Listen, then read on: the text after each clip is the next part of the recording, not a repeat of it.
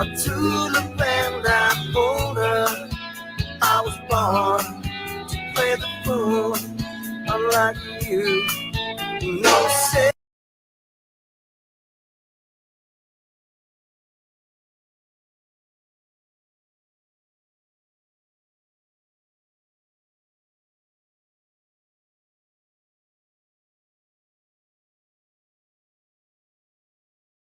Went to the debut episode. So besides getting ready, I've been binge watching What We Do in the Shadows since I'm waiting on Harley Quinn. I think that's up already, episode 8. I don't know. But with that being said, guys, this is going to be a topic based. We were planning on doing it for 2 hours, but due to some circumstances, we were cutting it to an hour.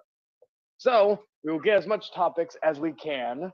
So my first topic, I'll go myself, Nihar, Andrew, and then finally David. Live here on YouTube. Welcome to the long-awaited special edition of the Hangman Outcast episode 10, the debate of the century. Yes, we have the man next to me, Mr. Jordan Little. I'm over here. You're supposed to be, pointing over there, not over here. How am I? Wait, no, I'm not over there. What are you talking about? Is it your left or is it my right or your right? No, you're supposed to point like this. No, okay, use your right arm. There you go. See, I taught him a new trick. I was pointing. Oh wait, no, it's fucking camera. Hello, Meadowland fans, 2004 backup. It's like having to learn. It's a mirror. You know what I mean? Yeah. Oh. And then the guy beneath me, making his debut on the Hangman Outcast, Rami 2184. Romy. Folks, get the suit, get the roses, and get the preacher ready, because we're going to have a funeral. Someone's getting buried. Buy all the ointment you can purchase, because that asshole is getting burned.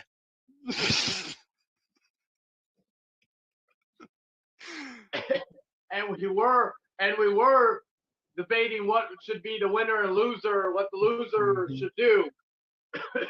And I do agree. However, I was going to say a hair versus hair match, but oh wait. Oh. It looks like I've already won that match. That's okay. The curtains match the drapes. What drapes? The one that was in your mouth. This ain't my first rodeo, son. That was a different guy. You had me confused with the other hippie.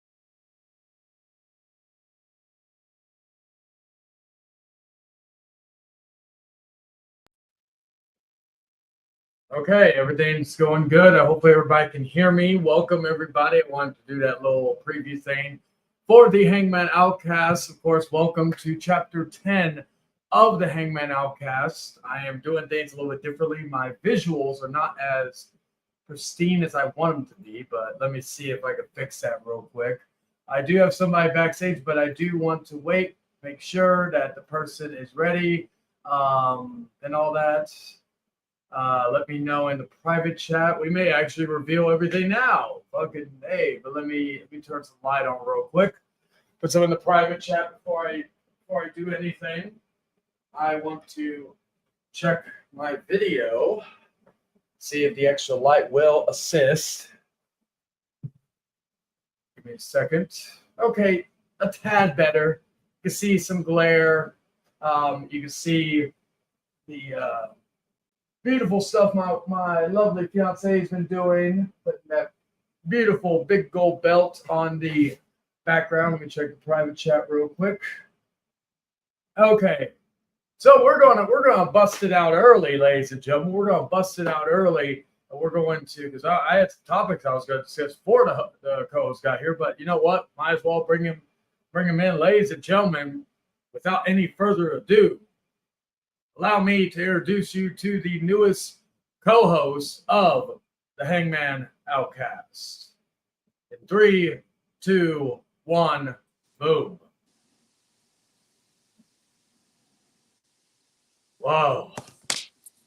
Oh. Oh my God. What the fuck? Were you expecting someone else?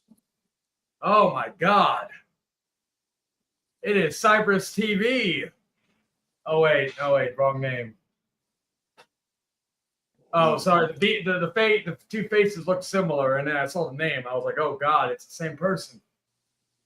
Yes, ladies and gentlemen, some people may have thought it was somebody else. A lot of people thought it was Cypress TV, but no, it was of course Mr. J Man's Legit, Georgia Scout, Youngblood Outsider, all the different names that he goes by.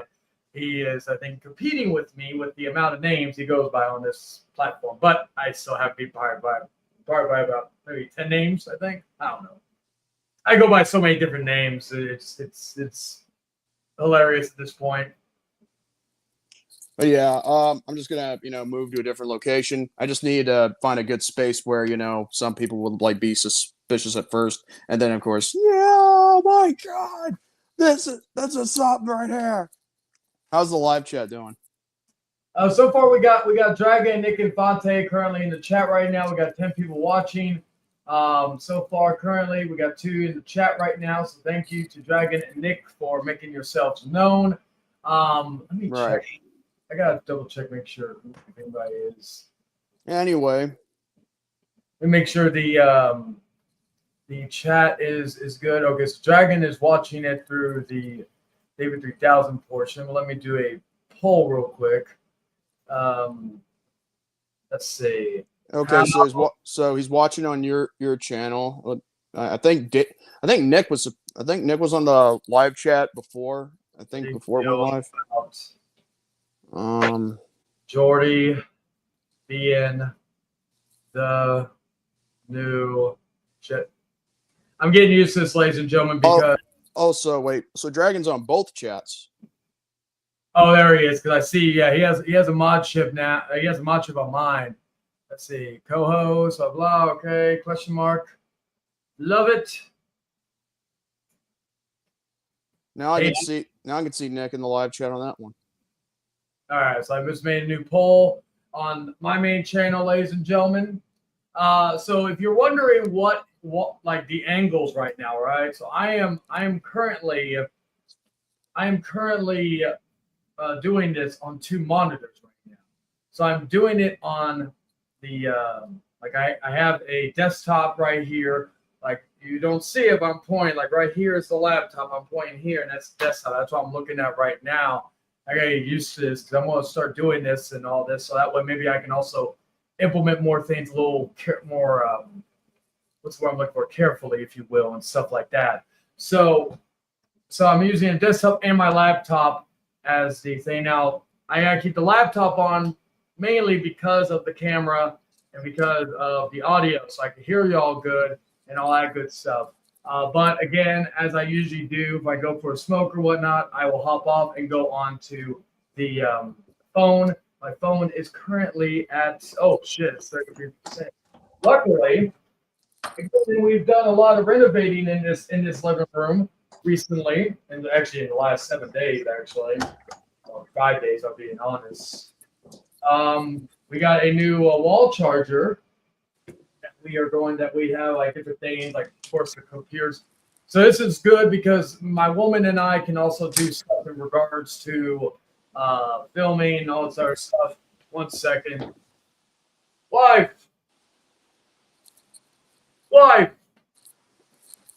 Anyway, Wife.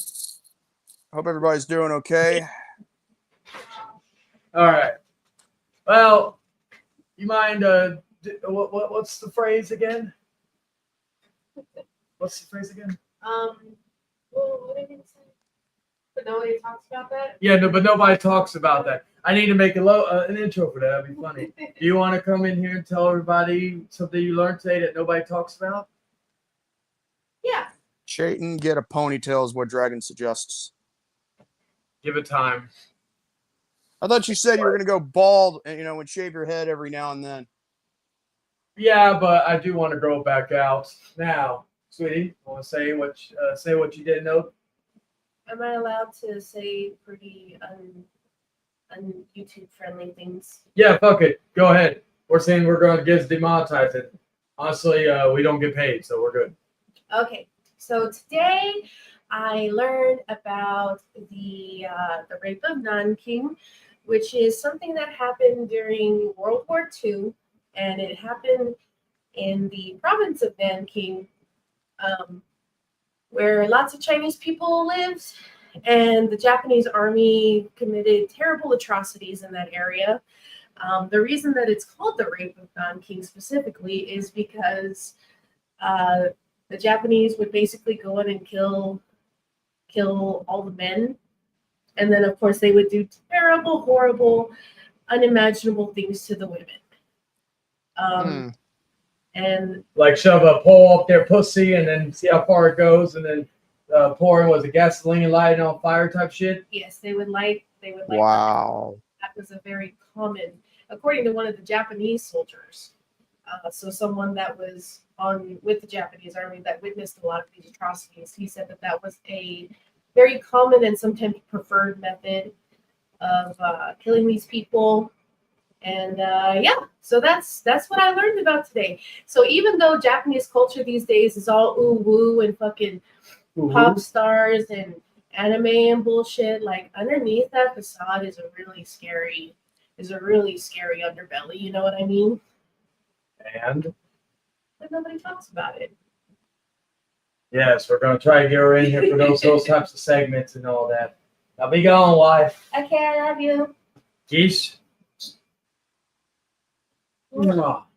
Love you. All right, but yes, let me know, guys, in the chat if you're hearing that. First off, how are you mentally after hearing that? And then second off, what are your thoughts on that? Comment down below or leave something in the chat referring to that. What are you doing, sweetie? Oh, okay. We are going to talk about that emotional zombie that it's great. It's great that this happened today because I can also talk about this. The news keeps coming in my way. Now, before we get into anything, because again, I had a little bit of a different format here, then Tor was like, I want to be in sooner. I was like, okay, fine. Well, I just got through, getting my sister situated, and now she, again, I'm already done. I got nothing else to do. Fair enough. Now, if my mom wants me to do something else, I'm gonna do it. Oh yeah, and like that's gonna be the good thing with you and me. If anything were like that to happen, like we don't have to worry about the other person not being able to take. I'm not saying that's not this to anybody. I'm just using that as an example. We don't have to worry about keeping the audience engaged, whether it be in stream or in the chat. Now, something I was gonna say regarding that was a few things I want to get. So this episode will be a long one. It will be, but I do have a cutoff time. There's no time limit per se, so I can end it I'll probably do it around the 30-minute mark, probably, when and all that. But I want to say there's no time limit. I could end this at any time. However, the hard start time or stop time is going to be, of course, midnight, because my happy ass gotta get up early for work tomorrow. So I'm going to be doing that. So just have fire for that. So by midnight, do you mean 1 o'clock my time? Yes. But yeah, that's where I'm going to say, like, I won't be here for too long, but I will be here every week, to help co-host the show with Chayton. Yeah, and people might want to know the reason behind that, but do you want to tell them or do I? You could tell them. I'll take this opportunity to go smoke. Okay, well, you always find opportunities to go smoke.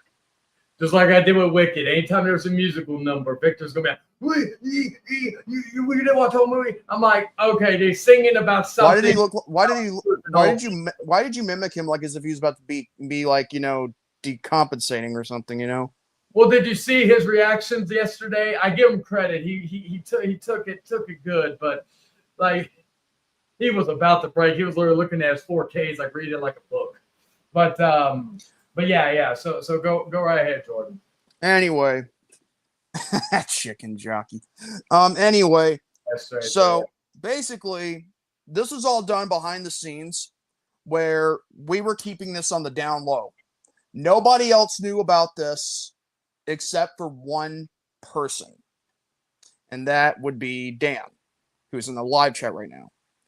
And the reason why is because we thought it'd be best that he would know, because he has worked with Chayton in the past, you know, with the exiled Outcast, and he also helped him out with the original Hangman Outcast. And on top of that, even though Dan has a busy schedule, in fact, everybody has a busy schedule, out of everybody in our community, Chayton came to me and asked me if I could take on this role. And I, you know, and the thing is, I had to give it time to accept. I had to wait until after episode 300 of the Rant Rave podcast, which I do every Thursday and will continue to do. And apparently, I thought about it. And I decided, yeah, I'll do it. Under the conditions that with every episode we do every week, we don't like try to, you know, overdo it, you know, like when it comes to the longevity, of course. Now, we might do this every week, every 90 minutes per se, instead of the usual 120 minutes, but it's only depending for me because, again, I live in a different time area than Chayton. Like, he's like 1 hour behind me. And, you know, again, we have to have our certain bedtimes, you know, so at the end of the day, he didn't come begging, moaning, and, you know, pleading for me to join. He asked me as a friend and as, you know, again, like a business person would want to do, you know, because, again, Chayton is a man who wants to do business. See, there are times for business and there are times for pleasure. And this right here is, you know, good business. And it's always a pleasure to help, you know, entertain the masses, the audience, you know, who, again, the real supporters who like to watch our stuff and watch us, you know, do what we do best, and that is entertain and be, you know, be awesome.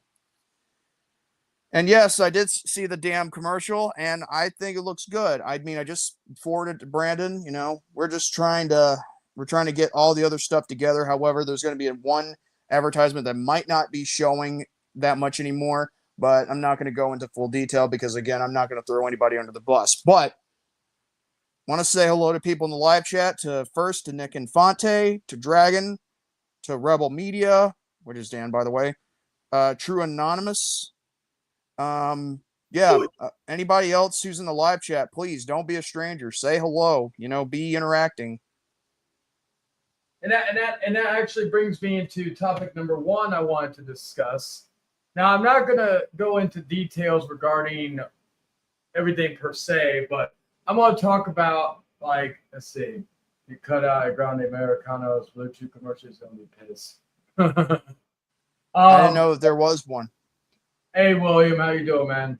Oh, William's in the chat. Oh, he's in the 3000 Network 3000 live chat. Yeah, because I don't think I have him as a mod. Any impressions? Yeah, we could do them later. But or how about this one? You will be mine, all mine. and then you know he's trying to take over SpongeBob's brain, and then you know the rest happens. Oh yes. Something I was gonna say also. The long episodes, again, we're kind of going for like a 90-minute to 2-hour type format for the show going forward. However, every 10th episode, there's going to be a longer length. I usually don't have a time limit on these because, you know, it depends on how far it goes. If Jordan needs to go to bed, that's fine, and so on and so forth. Or simply I need to go because I don't want to overexhaust myself for tomorrow. Yes, and that's something we talked about as well because that was something else I wanted to say. Or section. Like, here's the thing: Rant and Rave podcast will always be my main priority. There is no question about that. But Chayton came to me as a friend who wanted to know if I wanted to be a part of this and, you know, like be a co-host. And again, I could have refused. I could have said no, and he could have found someone else. But here's the thing: opportunities come once in a lifetime. So this is an opportunity that I'm not going to waste. And plus, this is another way to redeem myself for kind of, unintentionally destroying the original Outcast, but at least build a new one where, again, nothing's, like hit the shan type deal, and nobody's secrets and personal problems are exposed. I didn't touch tips. What the fuck, Dan? No, something I was going to bring up regarding that was that, like, fun fact, there was before, and no disrespect to Tom, but before Tom became the co-host of the original Outcast, there was 3 people that were kind of the running mates in terms of who I wanted to be a co-host. Jordan was one, Dan was one, Paige was one. Jordan at the time had a lot more going on in terms of his streaming and all this other stuff. Yes, I was. With Chilling, with the other streams he did, Rant and Rave, of course. And then Dan, Dan, we were still getting to know each other. Paige and me knew each other a bit, but our schedules kind of conflicted on that. Again, I could be wrong, but that's probably the most logical. And this was when I was living in, the old house I was in, not this new one. So that was and I'm trying to get used to looking because again, Oh, no. You know what? This is a good setup because I'll tell you one thing. I'm going to give you praise for once. I'm not going to roast you, and I'm going to say that's actually a pretty good setup. Yeah, this is in the living room, so like you see a couch, see a trash can. I have the Barbie poster right there because, well, like, yeah, my lovely fiance's been setting everything up, so a lot of this has been done over the last few days. It's been her because this looked like if I originally I've done shows for the Outcast on the other side, like where that kind of you see that black chair. You also did it inside your friggin' bathroom. Well, who knows? With this, I may not be able to due to the fact that I gotta keep this connected due to the fact that I have StreamYard facing the screen, the monitor, and then I have my other stuff like. So that's a good setup right there. It's so, I got character AI. I got character AI. I got the main stream playing or not playing, but I have it where I can keep an eye on the chat as well. Also, if I need to put any polls or anything else, I can do that there. I can also check my top fans right now, which I can also do it mobilely as well. That's another thing that I noticed about YouTube, what they did with their live chats, like your top fans. Like, it's like telling you who's your number 1 fan or 2 or 3. I'm like, are you freaking kidding me? It's not a competition of who shows up. I like that because also I like for people. All right, hold on. How about you give your opinion why you like it, and I'll give my opinion why I dislike it. See, that way we're having differences of this. Yes. See, my reason why I like it is that I put it also as a way to encourage people to chat because I every week I'm going to after every episode I did this first last week. I'm going to put it screenshot the top 5, right? And I'm going to showcase it each and every week and, shout the top fan of the week. I'll do that also at the end of the show. And this is going to be a long one. So therefore, there's enough rooms for right now. Right. And number 2 is True Anonymous. Number 3 is Nick. And number 4 is Dragon. But that may change later on. Well, there is no number 4. There's always going to be a top 3. Well, yes, it's top 3, but I could see everybody. So I like to do top 5. I like it because that way people can I get a good acknowledgement. Let me now, as for why I don't like it is because the thing is, I don't feel like, with live chats, there should be a favorite, because here's the thing. I love the people who show up. I mean, don't get me wrong. I mean, I love interaction in live chat. I love how people want to talk and all that, ask questions, as long as they're not too dark or too personal. Well, actually, I scratched that. It's not dark per se, but just too personal to even talk about. But at the same time, I just like everything to be all calm, cool, and collected. Because the most person that keeps commenting, it's just for whatever reason, it's again, it's confusing. And I don't want to feel like, this is my number 1 fan, and all that stuff. Fun fact, though, I also want to point this out. I don't want any jealousy. That's all. Yeah, I get you. But if people get jealous over who's in the top 5, I'm sorry, but that's kind of dumb. I like to show out. It's also a way for me to tell people, hey, you want to be in the top 5, be consistent in the chat. It helps the algorithm. So yeah, it helps with the algorithm. It's a way to engage the audience to be more more heavy on the chat. And like for me personally, I think that's going to be because if like, maybe if someone's number one, they're like, damn, I wish I was number one because I chat a lot. That gives you a next week's episode to chat more on it. It's just ways that I'm looking at ways to improve get this show a little more attention without needing to cuss, I cuss anyway, but like fucking say, stupid Jordan, you stupid son of a bitch, I fucking hate you, whatever else. Like, well, I'll take that as a compliment because again, the apple doesn't fall too far from the tree, and plus, you gotta look in the mirror sometime, pal, because you're not perfect either. Well, yeah, Jordan, By the way, shout outs to your mom, and everything else. Yeah, I just saw her earlier today, and she's doing really good. We watched Final Destination Bloodlines together today. She hadn't seen it, so she loved it. Something else I was going to point out. You told her about what I was planning, earlier when we began the show. Yeah, I thought you would find it hilarious. I hope everybody watched the beginning because again, I wanted people to be like, "What's going on?" Like, wait, what is it back? Is it back? Wait, Jordan? People thought it was Tom, and all that. Which, hey, he's been away for a while, so that could be a red herring. It's like you remember that time with Stone Cold when he took, like when he left because he got burned out, like he was done, like in 2002. Well, here's the thing. I thought, like, what if I did something kind of similar where the following week after he left, because Vince decided to try to bring Stone Cold back, but this time it's actually The Rock, and I was like, you know what? I want to do something like similar to that, but not entirely the same. And then there you go. That's how I came up with that idea. Yeah, I thought it was genius when he hit me up about it earlier today. I think I was visiting a moment time. I was no. It was actually last night when I told you. Oh yeah, I remember because we were trying to figure out what.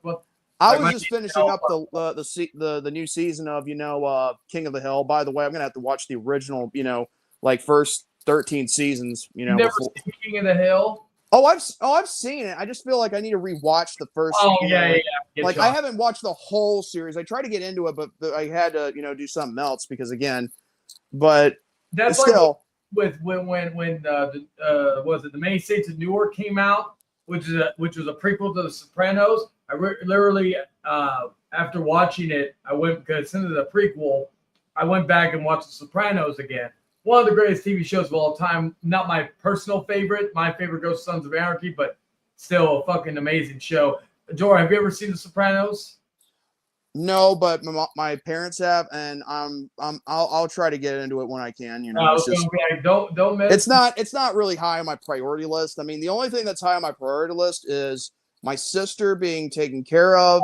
And trying to do the Rant and Rave podcast every Thursday, and then now doing this every Wednesday, only to a limited amount of time, and pretty much try and do streams on Sundays like Uno with you, Dragon, and Dragon's brother. Which I will be able to be on. I will be. Well, okay. What am I doing? We can talk about that in a possibly moment. Because me and my fiance we're going to go see Weapons on Sunday in IMAX. Things like 2:30. So depending on what we do afterwards, we may. I don't know, but I'll keep you posted. Now, fun fact, though, I want to point this out. The very first live episode of the Outcast was done in this very room all those years ago. And all that with me with my turtleneck. Let me go back here. Pass the time. Then of course. Where that one, say again, David did this. So if the quality looks like shit, blame him. See. I miss a time where I actually could have that much hair back then than I do now. Yeah, and let's see who else. Yeah, I got no problem of calling, pointing things out about myself. I mean, I'm not ashamed of it. Oh yeah, like I miss my long hair too. We got that. What else we got in here? That. Oh yeah, that was basically the entire thing. Oh my god, such memories. Yes. That was back when I was an asshole. Oh yes, when everybody was doing you. Actually, I do me. I don't know how anyone can do that. But yeah, so okay, let me go back over here. I'm still getting used to this fucking thing. All right. There we go.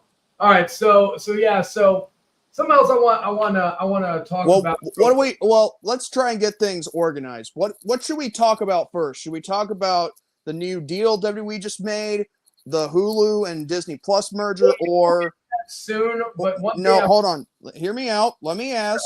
What should we do first? Like either those two or the fact that a certain cowboy came back. Oh yes. So no yeah we get I could say what I was going to discuss a little later. I will say I put the link in the private or in the live chat for everybody. I did send it to a few people just in case, if they're able to come in. If they're not, it's okay. If anybody needs a link that doesn't have me on Facebook or on guys not watching or whatever, well, you should be able to get it. But if you need Okay, to so it show. So wait a minute, because I'm on my J-Man's Legit and I can't see you in the live chat, but I can see David's, like the link on the StreamYard on David's side. Yeah, so just put some extra stuff on there. Oh, okay, we got our first guest, Nick Infante. How you doing, my brother? Good evening, gentlemen. Good to finally have these headphones working. Oh, they're working. But like seriously, I mean, it's good to see you. It's good to see you both, gentlemen. By the way, Jordan, you know you're a terrorist, right? Oh, terrorist my ass, like Bin Laden. Exactly. Exactly. Go with everything. Oh no! Who said they hated when we have 8 votes right now for the Jordan being the new co-host, and there's 88% love it, 12% hate it. Who is that lone person? Name yourself. Reveal yourself in the chat. I got no problem with the voting. Like it doesn't bother me. If it's some troll thing, I know. if people don't like it, then hey, I'm the one who listen. Chayton offered me. I didn't have to accept. Yes. So yeah. Wait, Jordy looks like the X-Men Cyclops with those sunglasses. Well, surprisingly, at least I'm not playing a tug of war with the Cyclops. I'll tell you that right now. I do want to get to real quick before we get into. Hey, William. I think the first should be the ESPN thing, but I do want to say this, and I'm glad Nick's here. Like, I will say this to everybody on here. Anybody, whether friend, foe, whoever, more than welcome to come in to give me to shoot shit, have a good time, give criticism, what have you, and all that. And people like Nick, people, anybody else who may be friends that I'm not particularly fond of, or may associate or be cool with people that I'm not particularly fond of. As long as you are not friends with a fucking like a legit confirmed like if anybody who tries to come, if they are they're not like with a legit pedophile and all this other stuff, then you are if that's the only thing or something like that. I haven't seen this face in a long time. Hello, Jose. Hello. No, wait. Here. Jose. Wait. No, wait. Jose. Wait. Jose. No, wait, Jose. In this comment section, just know anybody who comes in, the 2 hosts, because Jordan has as much power as I do on this show. The 2 hosts have the power to overrule anybody. We try to be as fair as possible. Just know my only thing is you can come in. I've always said this is like an open forum for people if they need to come and handle business in some way or whatnot. But what we will not tolerate on this platform is like not letting someone else speak, especially when it comes to the hosts, not letting throwing out shit without having any proper evidence. And so also yelling like belligerent buffoons. Now, I basically put just please try and be on your best behavior. If not, then you can get the hell out. Yeah, sometimes I do like a good yelling, But I know, but here's the thing. I mean, I might not be on here most of the time when I'm doing the co-hosting things, like when it comes to our limited, thing. But when it comes to every 10 episodes, then that's Chayton's little thing, I mean, I'm not going to control that part, and I got no problem. Like we're gonna try to stay. We're gonna have more topics and all that stuff, and then we'll have people come in to give their thoughts. The link will always be open, regardless of the length of time. But so just for anybody wondering, does that mean it's just going to be certain people, blah, blah? No. The link will always be open for people to come in. However, just know that I'm a very easygoing guy when it comes to rules and all that. Don't break them. Don't piss me off. Simple stuff and all that. Don't disrespect the host. Like, if you have a valid reason to, then come at it. But just know that every person in here will be treated the same in terms of fairness and in terms of any bullshittery. If you fuck up or do anything, I or my co-host over here will take action on you, because that is how you run a proper show. And I mean, no disrespect to some people. I will name one person because he did a wonderful stream yesterday, the duet I've been waiting for since for months, ever since I started hearing him do this on Fortune 4. Arthur handled stuff recently, but Arthur, my man, he fucking not only Bruce and kicked me out and also timed me out. He did a duet with Roar on his singing. It was the greatest moment I have ever seen in my life. I saw that. I'm like, get your earphones in. Besides a Roar singing. Okay, I'm not laughing at Roar. I'm actually laughing at the fact that I'm hearing this for the first time. Yes, well, I shared it on my community post because it was just I was streaming, I was doing the popcorn panel, and I'm going on my feed, and I check out Arthur's stream for a little bit. Then I come back and I see Roar and they're singing Paradise City, and it's just so great. I have to listen to it in full because of the fact that I want to see if they actually did a full-on duet. I would love it. I hope that happens soon. But Roar, hopefully if you hear this or somebody could send this to you, please next time, do I touch myself? If you have not done already, if you have, let me know. But yes, that was the greatest thing known to man. We have a new guest in, Legacy of Dragon. Yes, Dragon. So we have all that. Also, Dragon, do you wanna tell some people some big news, or do you want to keep that private for right now? What big news, son? Oh yeah. It's today's my Friday. Oh, okay. I was talking about the news that we discussed last night. Oh yeah. Chayan, do you know that a sidekick midget escaped from prison? I didn't know that either. Okay, so what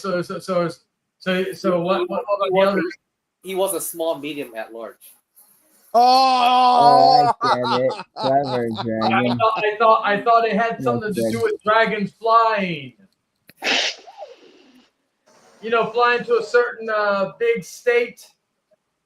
Oh, well, come on, man. We prefer it to be a surprise. Yes. We'll keep it as a surprise. Yes. You folks say yes. Yes. But just as long as you get your boxing gloves and mouthpiece. Yes. All right? Oh no, I'm getting that. Like, I'm gonna start because after I get done with my fiance's birthday and my mom's birthday next month, that's basically everything. The rest of the time I'm gonna be doing is that. We got David as Jesus, and then of course David as the Yankees fan, which we all know he is. Anyway. Little bastard.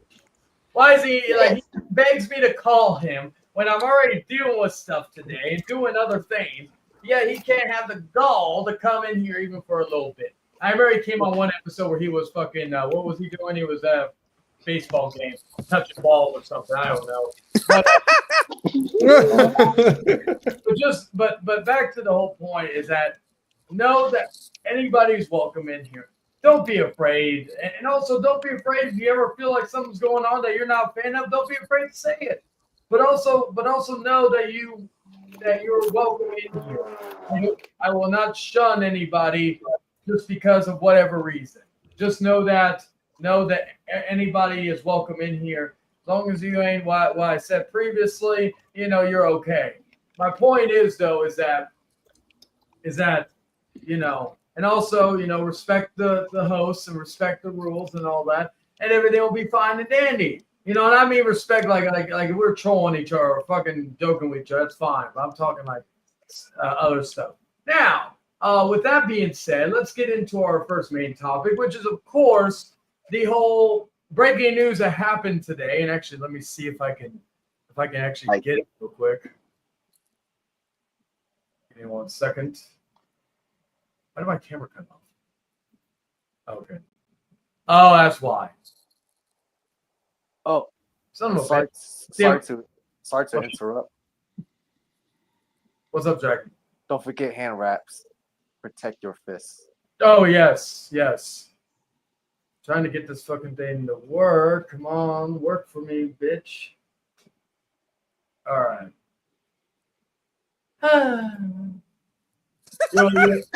that for? Hey, did you sound like the imp and maggot? Okay. I don't know if he was sounding like No, a maggot or he was just sounding like me so horny. Two Life Crew, good song. What's up, Pete?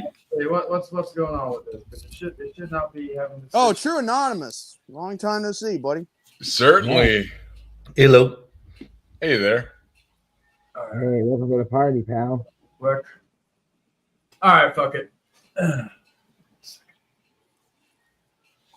Anyways. Oh, that's weird. Why don't you let me do it through there? Fuck. Okay, let's see if I can do it through here then. There we go. I don't know why it's not letting me do it through here. Okay. All right, that's all right.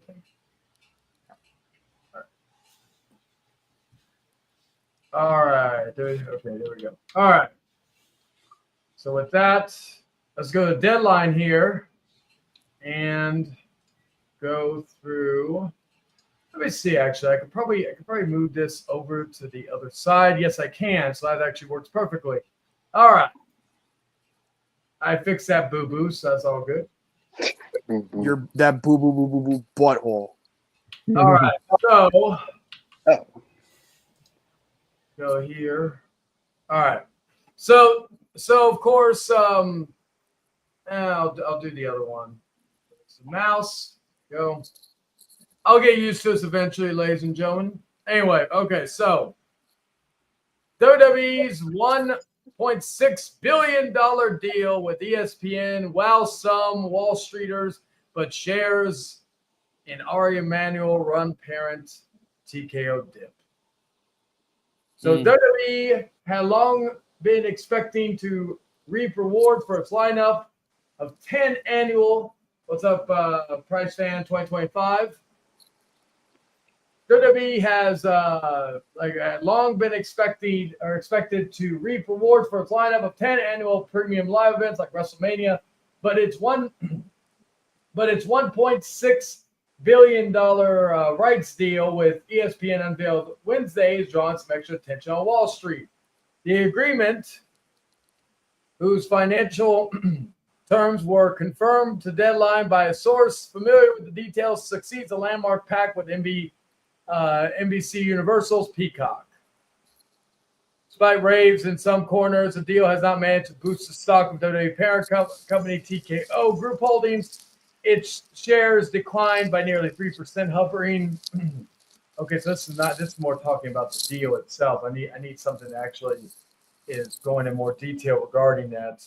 Well, this just came out. We got to work with what we got. Yeah. Mm-hmm. So basically, yeah, TKO is made a $1.6 billion deal for ESPN and WWE for WWE to be on ESPN's new streaming service. This is not HBO or this is not ESPN Plus. If anybody was wondering, it is not. It is more so a new streaming service supposed to be coming by the summer and all that. And so it is, which again, we had a feeling something like this was coming.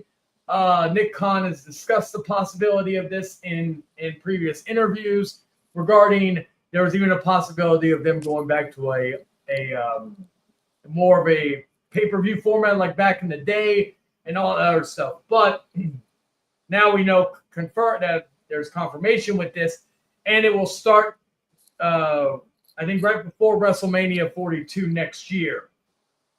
Here's the issue though. The price.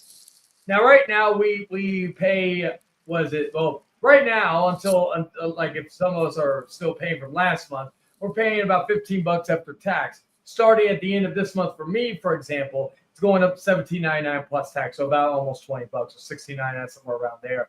So it's almost $20 for Peacock. To me, while I don't prefer, I usually try not to go over 20 in streaming services. Peacock, I still got to watch Twisted Metal, some other stuff going on. So that type of stuff I'm okay with, right? Got Law and Order, got the pay-per-views, the classic stuff. They have Law and Order, but they don't have all the first 20 seasons like they want to, but Hulu does. Yeah. Yeah. So did they also have Special Victims Unit as well? Yeah. It's like favoritism in regards to Peacock, but with Hulu, I mean they don't hold anything back. Yeah, because that's the one I remember the most. So with all that, again, like all that, with all that, it's not that expensive for me because I got a good amount of stuff. ESPN, I'm sorry, I'm not a big sports head. I don't give a fuck about basketball. I don't like. Funny enough, I work events for basketball, but I enjoy the games for what they are. But in terms of like day to day watching it, I don't give a fuck. I don't give a fuck about it. It's like you're not upset. It's like you're not obsessed with it than you are with with us when it comes to the entertainment of the sports aspect, like wrestling. Yes, and the thing is with me is that like even MMA, right? I watch it occasionally, but I'm not as big of a fan as I used to be back in the day. So all I got is be. And the price for this new thing is going to be $30 a month. Now, this is going to cover everything. I know some people were freaking out thinking it was just going to be for the pay-per-views, like in terms of just the pay-per-views, not counting anything else that ESPN has to offer. No, this is going to cover the whole package. But again, unless you're a big sports guy, this is not a good deal. This is not. Because now I want to throw in my 2 cents as well because I'll hop onto my phone, so that's actually a good segue, and I'll come back and I'll be right back. Okay, so basically, wait, where'd you mentioned me in a comment Dragon. What? You mentioned me, and it has a picture of John Cena in front of. I can't tell that's Baron Corbin or whatever. I forgot. You finally saw it. I just saw it right now. Oh, good. I'm glad you reacted in real time. That is funny. That is funny. But yeah, with this new deal, I mean, my dad early this morning thought it had something to do with Netflix. But it turns out it's actually ESPN. I don't understand how ESPN and Netflix can be mixed up together. But then again, I highly doubt that's ever going to happen because Netflix is a streaming service for the entertainment values of pretty much everything. But ESPN, it's more like of a sports type of deal. Like it tries to cover all sports, not just basketball, but all sports.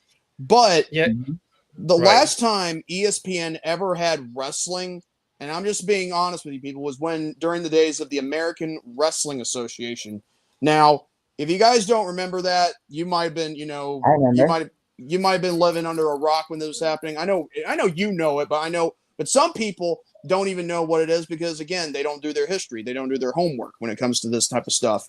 So when it comes down to it, American Wrestling Association was pretty much the stomping grounds for a lot of wrestlers that you might know. Like it came down with guys like, Dusty Rhodes, Hulk Hogan, Ric Flair, along with many, many names, like I could go on and on. But that was it. That was the last time they ever had any kind of, deal with professional wrestling because they still considered it a quote unquote sport before it was announced that it was not it was a predetermined sport, and hence the name, quote unquote sports entertainment. So, yeah. And ever since then, sure, they have made reference to wrestling a few times, like, again, just for the headlines, but there has never been a deal of this magnitude. Now, I got to say, for the deal itself, I'm sorry. I mean, that is like, a ripoff right there. And hey, Lennon, and thank you.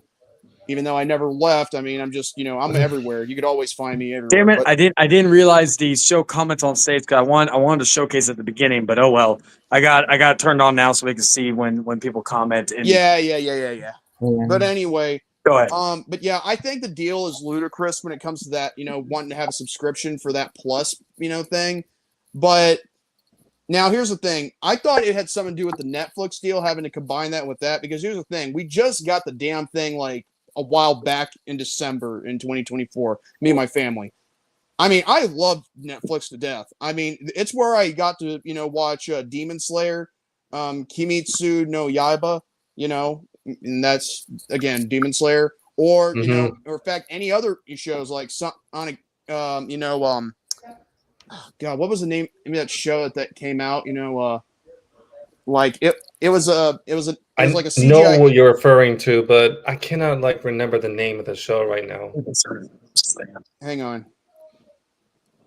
But my first introduction to Netflix, since I want to join along, is how I got introduced to Breaking Bad, which is like my favorite show of all time.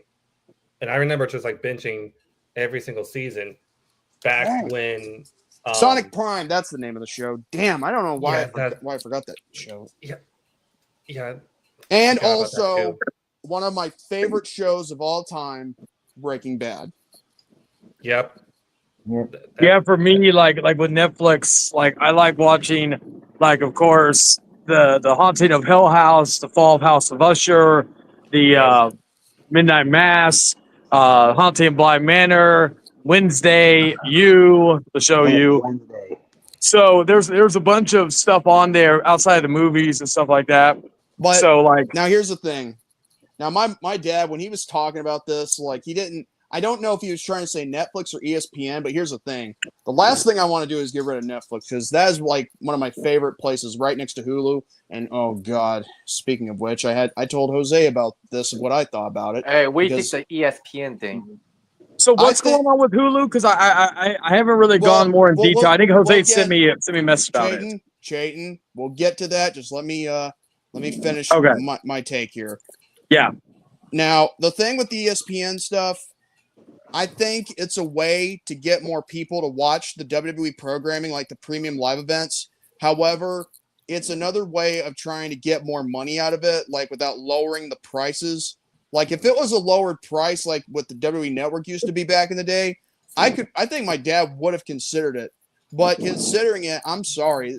This is one of those things where they're trying to get more money, and instead of not thinking of other people. We got so many subscriptions, but not too many.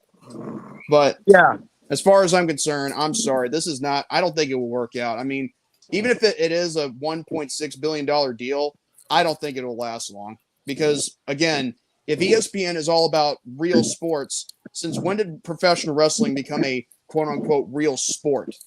Well, ESPN has been doing articles for WWE for a while now. Now, I will also address something before I give my take on it, because this does have some catastrophic thoughts on my end, but I'll get to that in a minute. I will say this. There's a solution to all of this. Well, still, that's a thing.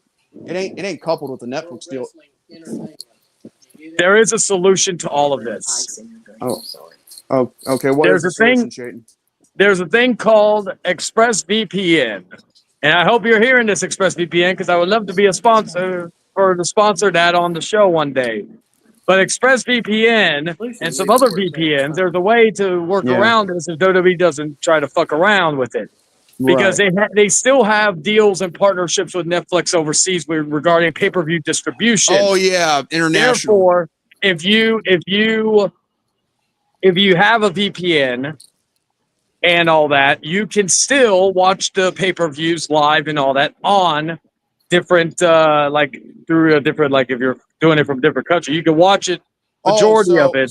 So I can pretend to be a Canadian, but I don't know if it's Canadian, but like I know in the UK because I tried this. Question: would I have to speak French and translate everything in French every premium live event? Yes. Maybe that would be funny actually. Two words combined into one. Bullshit. So like if you have like some like ExpressVPN to watch it live. I remember the GWF. That was in ESPN at one time. I remember reading something about that. You can watch these pay-per-views live on Netflix through there. But I don't know if the time zones would. I'm sure I would assume you would still be able to watch it at the times they would be going live. So I don't think this would affect, like, say, any reaction streams. Right. This is the part that is going to affect a lot of us who aren't getting paid by YouTube or who don't get live chat, don't get donations and stuff like that. Ooh. Where we, like, let's say each of us have to pay $30 a month to watch it with and be a part of a live. Now again, I want to reiterate here. This deal does not go in, like the whole thing doesn't go into effect till right before WrestleMania. So I think we still have till probably February, which is ironic because the network launched in February back in 2014. So but that's the thing. They never needed to get rid of it. In returns to like America or just the United States of America, that kind of deal. Yeah, and that's, but again, like we've all known since the TKO merge, like with the merger and all that. Yeah, we have known that they care about one thing more than anything, and that is money. Yeah, well, obviously, can you say that? Can you say that in a crap voice? Money. There you go. Hold on. What inspired you to create a WWE Network 2 right next to the original? Money. Show me the money. You're good through Anonymous. Show me the money. I love black people. Where's my money, bitch? Now, like as far as what I'm going to do now, with Netflix or with Peacock going up in price, once this merger is over, or once this merger, once it goes on ESPN, they're going to get rid of all the WWE stuff except for SmackDown. Well, okay, so they haven't really specified yet if the back catalog is going, but I would assume it does. Because if the back catalog stays on Peacock, like I'm talking the old pay-per-views from WWE, WCW, ECW, stuff like that, then I will still keep my Peacock subscription because if I'm being honest, I don't go back and watch a lot of stuff. Maybe I'll go back every so often, but it's very rare that I go back probably like 15 years. I usually go back the 90s, 2000s, 80s. Wait, it says 7 people in here, but hold on. I'm in 7 people watching or 7 people in 7 people. No, 7 people in the studio chat. Oh well, there's another person in the background, which is me, for my computer. Oh, okay. Oh my God, you really had me going there. By the way, Chayan. What's up? By the way, Dragon. Your new setup, it looks very efficient, very professional. Well, thank you. Now, can I call it your office? Well, it kind of is for me and Lilith because both this is going to be for like her work. For her job, and then for me, for like stuff like this. I'm probably only going to do it for the Outcast. I'm really not going to probably do it for Popcorn because I can, because that one I'm like, you know what, I'll, because I can do it however way. How about this, Chayan? What's up? Whenever you get your gear and you announce it on live, I announce it. Oh, okay, sounds fair. Now, something I was going to say regarding this is if they kept the back catalog, because that's something we don't know yet. We've not. I've looked it up. We've not gotten a straight answer yet. I'm going to tell you this: they should have never gotten rid of the WWE Network because, again, I agree. Here's the thing: they almost had everything on their, on that, app, on that streaming service, and they gave it all up, all because Vince McMahon wanted more money because of that Peacock merger. And if I'm being honest, I didn't mind the Peacock merger because of the fact that it was, to me, it was even cheaper than the network, because you not only had a good amount of stuff from WWE, but you also had a lot of stuff that you could watch on outside of WWE. Yeah, Like but here's the thing. At least with the WWE Network, you had an honest price, like $9.99 a month. Well, even with Peacock, like I look at it this way. I'm paying $10 theoretically. I'm paying $10 for fucking WWE stuff, right? And then $5 for countless episodes of Law and Order. I can watch my episodes of George Lopez. I can watch like different movies and You didn't stuff. strike me as the kind of guy that watches George Lopez. Oh yeah, I love that show growing up as a kid. Good show. You didn't strike me as the type. Oh no, Hey, I don't judge especially- people based on parents. I was gonna be like, I used to no. watch that during the Nick at Night, like Fresh Prince of Bel Air, George Lopez, stuff Wait, like were The you Nanny. asking him that question or me?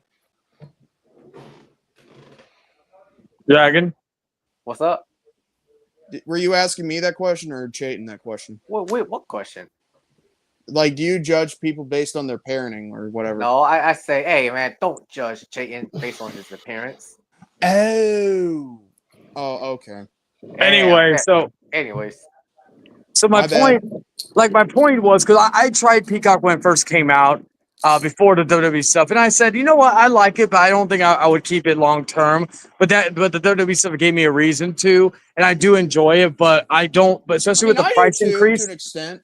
With the price increase, I didn't like the fact where in certain episodes of Raw they do that little fade to black thing when again like they think they're going to commercial, but the problem is there's no commercial about to be run. It was just like unnecessary, you know. The thing is too that every time we watch Monday Raw on every morning, it's always a 3-minute ad. You know, like right. Don't you mean? No, wait. You mean every Monday night? That's what I meant to say. Monday night, every single Monday night. I was always thinking maybe one of these days they gotta shut your ass up.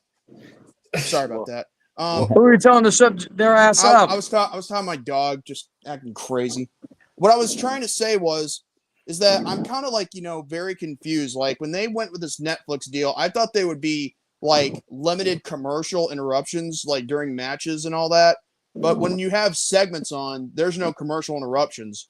I mean, like sometimes the segments outlast longer than the matches, if I'm being honest. Well, I prefer the ads. Go ahead, William. Aren't like every single ad break 3 minutes long, though, Jordy? That's the same length as an entire commercial interruption, before you go back to your favorite show. Yeah, but go ahead, Jaden. What was I going to say regarding that was that like I prefer the ads on the Raw on Netflix compared to AEW's ads. God fucking hell. Well, I can't argue with that. I tried to watch an episode of Dynamite on Max or HBO Max and all that. I was like, shit. Oh, okay. I'm gonna be honest. I try to watch AEW. I couldn't help but cringe. I'm sorry. You know what? I can understand that. You know what though? I tried to give it a chance too. You know what though? One thing I am glad about. They finally completed. It took them about 8 months, but they finally added all pay-per-views from 2019 all the way to last year on Peacock or on HBO Max. So now I can watch all the AEW pay-per-views from the last however That's many another years. thing that I wanted to know. What was the whole point of changing it from HBO Max to just Max, and then just changing it from Max to HBO Max? Hey, I don't know. I heard they trying to erase Cody Rhodes. Oh my god! What the fuck? Thoughts? Why would they erase what are they Cody going to Rhodes? do? Are they going to make him the Chris Benoit of AEW? Like my whole thing with that is like if they don't have the back catalog from Peacock still after this, I'm sorry, it's too much of a thing where I want to keep it because I got other streaming services. Like me and my fiance just got fucking Amazon Prime, so I'm like rewatching The Following, which is a very underrated crime show with Kevin Bacon. That came out back. Bacon. Yeah, so like I wanna, and Gen V is coming up soon with season 2, so I'm excited for that. I got my Max Hulu and Disney Plus bundle for 30. I'm excited for Peacemaker this month. Netflix Wednesday season 2 is coming out. I can't wait for that. So I'll enjoy it while I can. Now, but I will also say this: there's been a lot of commotion regarding this whole thing, right? And a lot of people who are probably dealing with it, like that are a lot younger than us, who are probably mad. There is one silver lining. I will play one thing that a lot of people hate sometimes, and that's Devil's Advocate. Oh, here we go. There is one silver lining, no matter what. Wait a minute. I thought Jordan was supposed to be the devil's advocate. Remember how you introduced yourself? Wait, me? Yeah, remember how you introduced yourself? Well, I mean, come on. You actually thought it was pretty cool. Let me get back on the computer. Be right back. But you thought it was good. But you should be the devil's advocate since you're taking his role. Because he's usually the devil's advocate. Remember? Yeah, but you saw the beginning of the show. I was just being funny. It was funny. It was funny. But you should be the devil's advocate. I was gonna make a mask, but I didn't have enough time to do it because I just thought of the idea last night, and because today's been so exhausting, I couldn't make a mask in time. I thought I could do that to not only pay homage to you, but also yeah, exactly. But I didn't have enough time, and I had to use my iPad as the catalyst. Hey. Now, one thing I want to say though regarding all this is one because I was thinking, hey, you know what, Dragon would appreciate this because again, it's kind of like his Arthur videos, but this one it'll be funnier, and then I knew you'd love it, But I'll still wait on the mask. I'll see to it that one day it's made. Don't worry. I think you have. Hear me, okay, right? Yeah, we can hear you just fine. All right, go ahead and speak. I just want to get that out of the way with Dragon. Because there's a lot of people that are younger who are bitching about this too. I'm gonna make one thing perfectly clear.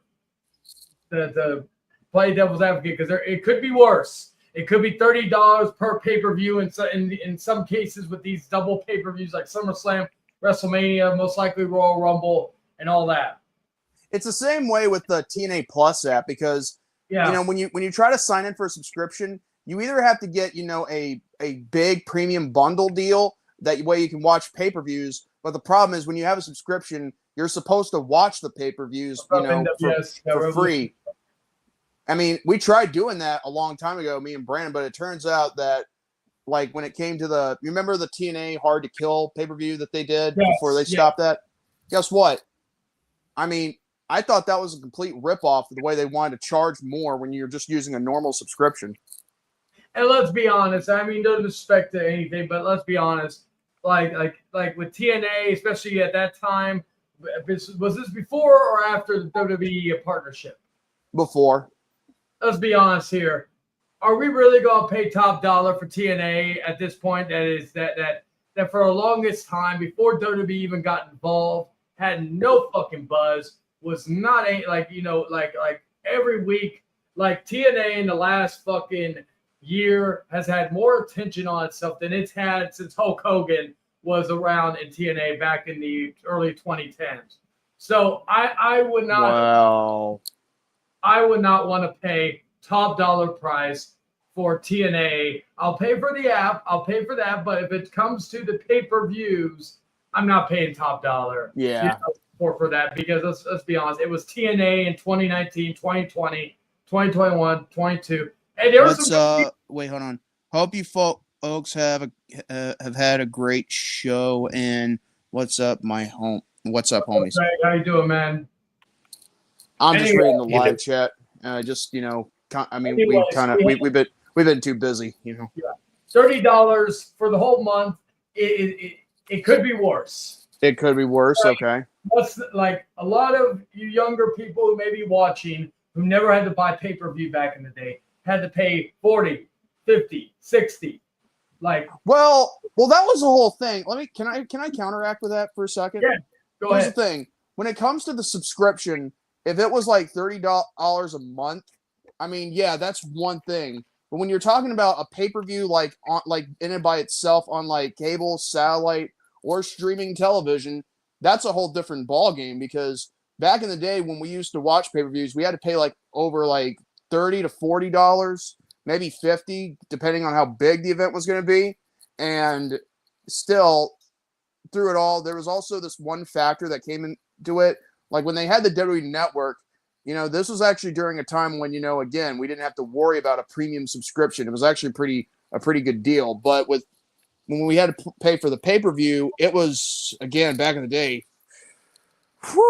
like that was really something. But with this subscription, with this premium, whatever premium deal you might have, I feel like that's kind of like, more like, highway robbery than it is, giving you any kind of silver lining, if I may add right there. Fair enough. And so like all that going down, the biggest question, and this is for people in the chat, this is for other people in the panel, and for people in the comment section after the stream is over.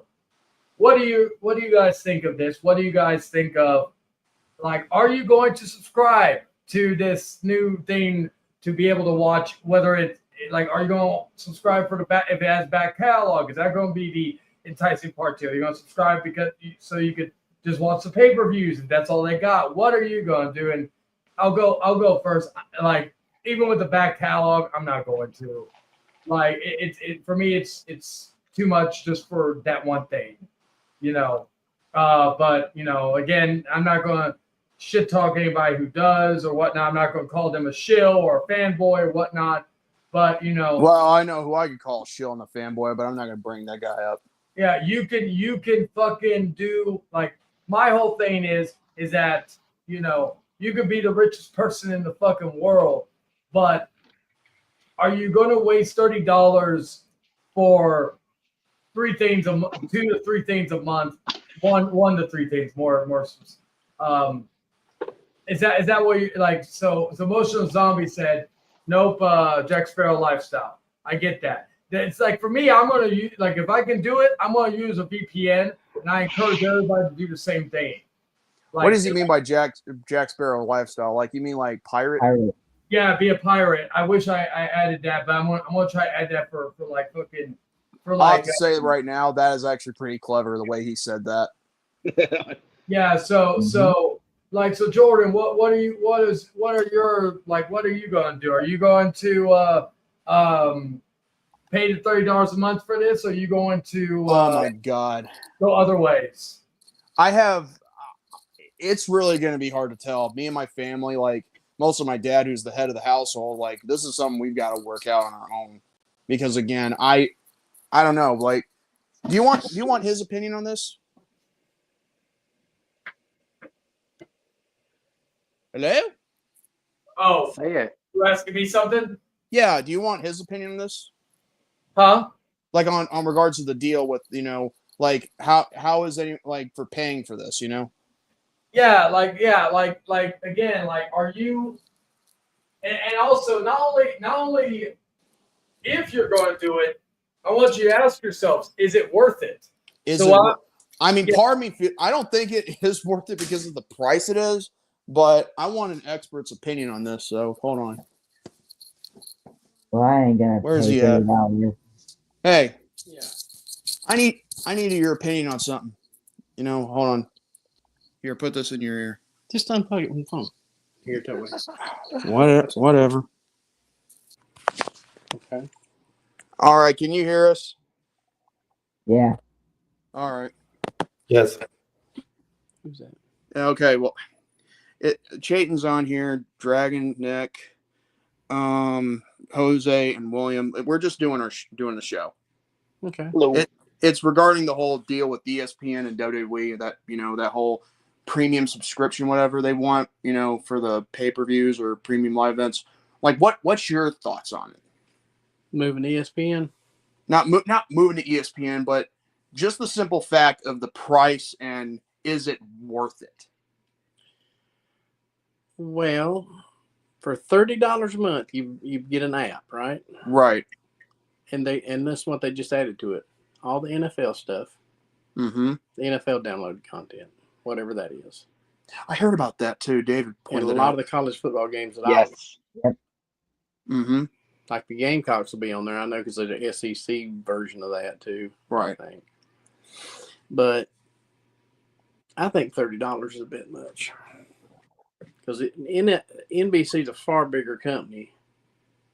You know, they're both national companies and they make big money. Right. ESPN's entertainment and sports. If I were WWE, I would sign the contract with $1 billion because that comes from that's Disney money because Disney owns ESPN. Oh man, I forgot about that. That's why they done it. I just have to think it's not ESPN, it's Disney because Disney's as big as NBC. So. Yeah, Disney owns ESPN and all that, so it's like that's. Oh no! But at the same time, you got everything else over on Peacock, so why not stay there and give them a counter offer? Okay, so someone just asked, can you ask your dad on his opinion if Bret Hart is bitter? Brett did an interview complaining about Gunther's chops earlier, saying it's stupid. Definitely. He ain't got over not being named the greatest of all time when they named the greatest of all time. They didn't say his name every time they say it, so he's definitely bitter about that. And that's before he left WWE. And the career-ending thing with Goldberg, that was a shame. That was Goldberg's fault. He's owned up to it. So why not let that die? On top of that, Brett, signed the contract to go to WCW for more money. So and there was this. Nobody remembers this hardly, but somebody brought it up the other day. I was watching a show. Right. Brett signed a 20-year deal with WWE, and then Vince squelched on the deal and said, "I can't pay you to go to WCW and get more money." So if we want to get bitter towards somebody, be bitter towards the guy who squelched on your deal. Yeah. Yeah, I agree. But yeah, Brett. So you see, Chayton, it was actually Vince's fault that it was Goldberg. Vince that screwed Brett, not Brett. Yeah, exactly.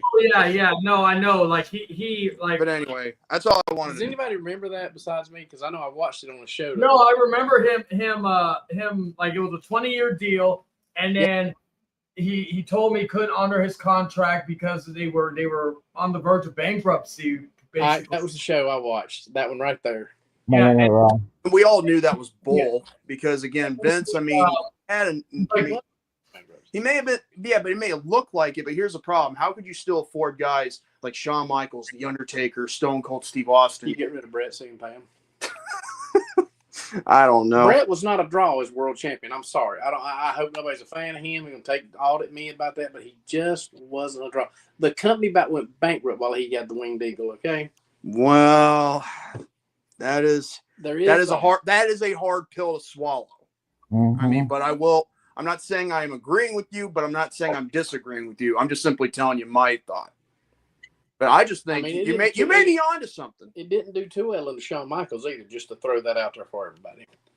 And that's even a bigger pill to swallow, like another bitter pill to swallow, because he's from San Antonio, just like Chayton. I don't care for some Gaffney. That's the truth. I know, but Sean's from San Antonio and Chayton's from San Antonio. Chayton would have been a bigger draw than Bret Hart and Shawn Michaels at that. Whoa, Shane, you got put over. a better champion. I could book Chayton in better matches Draw. than Bret Sean Hart and Shawn wasn't draw. Brett wasn't draw. The only person during that period would be Austin. Like I don't even think who would have been before them. It would have been Hogan, because Warrior wasn't even a draw. Not to the extent of Hogan. Yeah. But anyway, I just wanted to ask you about that ESPN deal. When Hogan bowed out, the thing went down. I mean, that's just a historical fact. And I'm not the biggest Hogan fan in the world, but it's true. Yeah. And it didn't pick back up till Austin. There was a big look here. Hogan, Austin. Yeah. There's a big dip right in the middle of them two. Yeah. But anyway, thanks for the for the input on the ESPN deal. Good night. All right. And Gino wasn't like that either. Words of wisdom. Hey, go ask. So what? You. Change your there. Yeah, and also if I had to pull earlier, if I can't get to it. Okay, oh yeah, here it is. So I had how do you feel about Jordan being the new co-host? We had 83% say love it. Oh wait. 83, 16. Oh, that's right. 16% hate it. That was out of 12 votes. So that was the end of that. But like I said, I put a new vote in the chat regarding would you pay $30 a month for WWE on ESPN? So let me know. I don't think it's worth it unless they really think that if this is really going to be cut out. Because here's the thing: there's a lot of flaws that could happen during this deal. One, there could be interruptions through reception, like on the screen and all that. Like they could have some technical difficulties, like. Remember what we heard about in Saudi Arabia when they were with SmackDown and a camel wire and thought it was grass. Yep. Yeah. My God, that was hilarious. That was like during that segment where Randy and Cody were inside that freaking ring. And guess what? They still have that deal. It wouldn't surprise me if a camel did that again. And get this, if they're doing this while a Saudi event is going on, guess what? Look at ESPN if they stream a premium live event in Saudi Arabia. It's going to happen the same way. I'm going to quote something from a good friend of ours, Ibar. One of these things is not like the other. One of these things is not the other. Some of these things just doesn't belong here. I was surprised you remember the lyrics. Yep. Mm-hmm. But the one thing I will say, though, is it worth it? I don't think so. Because that's price gouging and it's highway robbery. Well, Chayton agrees with it. Yeah, and also go ahead. You're only agreeing because you're playing devil's advocate to a sense. But here's the thing. It could be worse. That's the one thing I will say to be fair on the other side and all that. That's okay, fair enough. Yeah, like it could be pay-per-view. It could be either more or it could be $30 per show. Okay. Okay, so Nick Khan confirms. This is my dad sent me this about 20 minutes ago. He said Nick Khan confirms WWE Premium Live events on ESPN will have no extra fee. Okay, so that's at least $30. That's still is good. Now I will ask the floor, Nick. What is your thoughts? Are you going to pay $30 a month for this, or are you going to find other ways to watch it? I'll find other ways. I may have to look for websites that are actually going to showcase it. Nick, I will say this, and I will continuously promote this VPN. You have Netflix. Oh, I'm sorry. I'm just going to mute my mic for a minute. Okay. I will say VPN, ExpressVPN, stuff like that. That way you can still watch the premium PLEs through Netflix. So Dragon, what is your take on this? Will you be paying $30 a month for this, or will you find other ways? I'll find other ways, but I'm not the most tech savvy guy, so I'll take whatever information I can.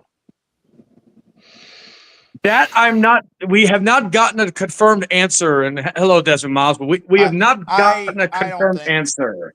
Part of me feels like it won't, because again, if there isn't, if it's still on Peacock, I will keep my subscription. It takes a long ass time for them to even put all those pay-per-views / premium live event archives. Like they've had this problem. Like they almost had everything until they had to move to Peacock. So again, yeah, shit.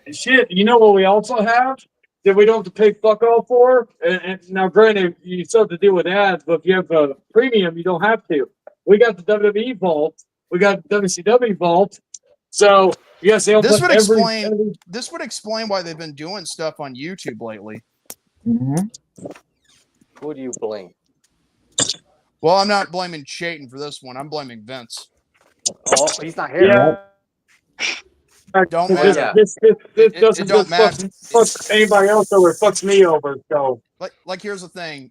It don't matter if Vince is not here. What matters is the fact that he's mostly responsible for half this stuff happening. What about Janelle? Exactly. Well, Janelle's not innocent in her own right. So what does that tell you? Oh, and speaking of that, bringing back Lesnar.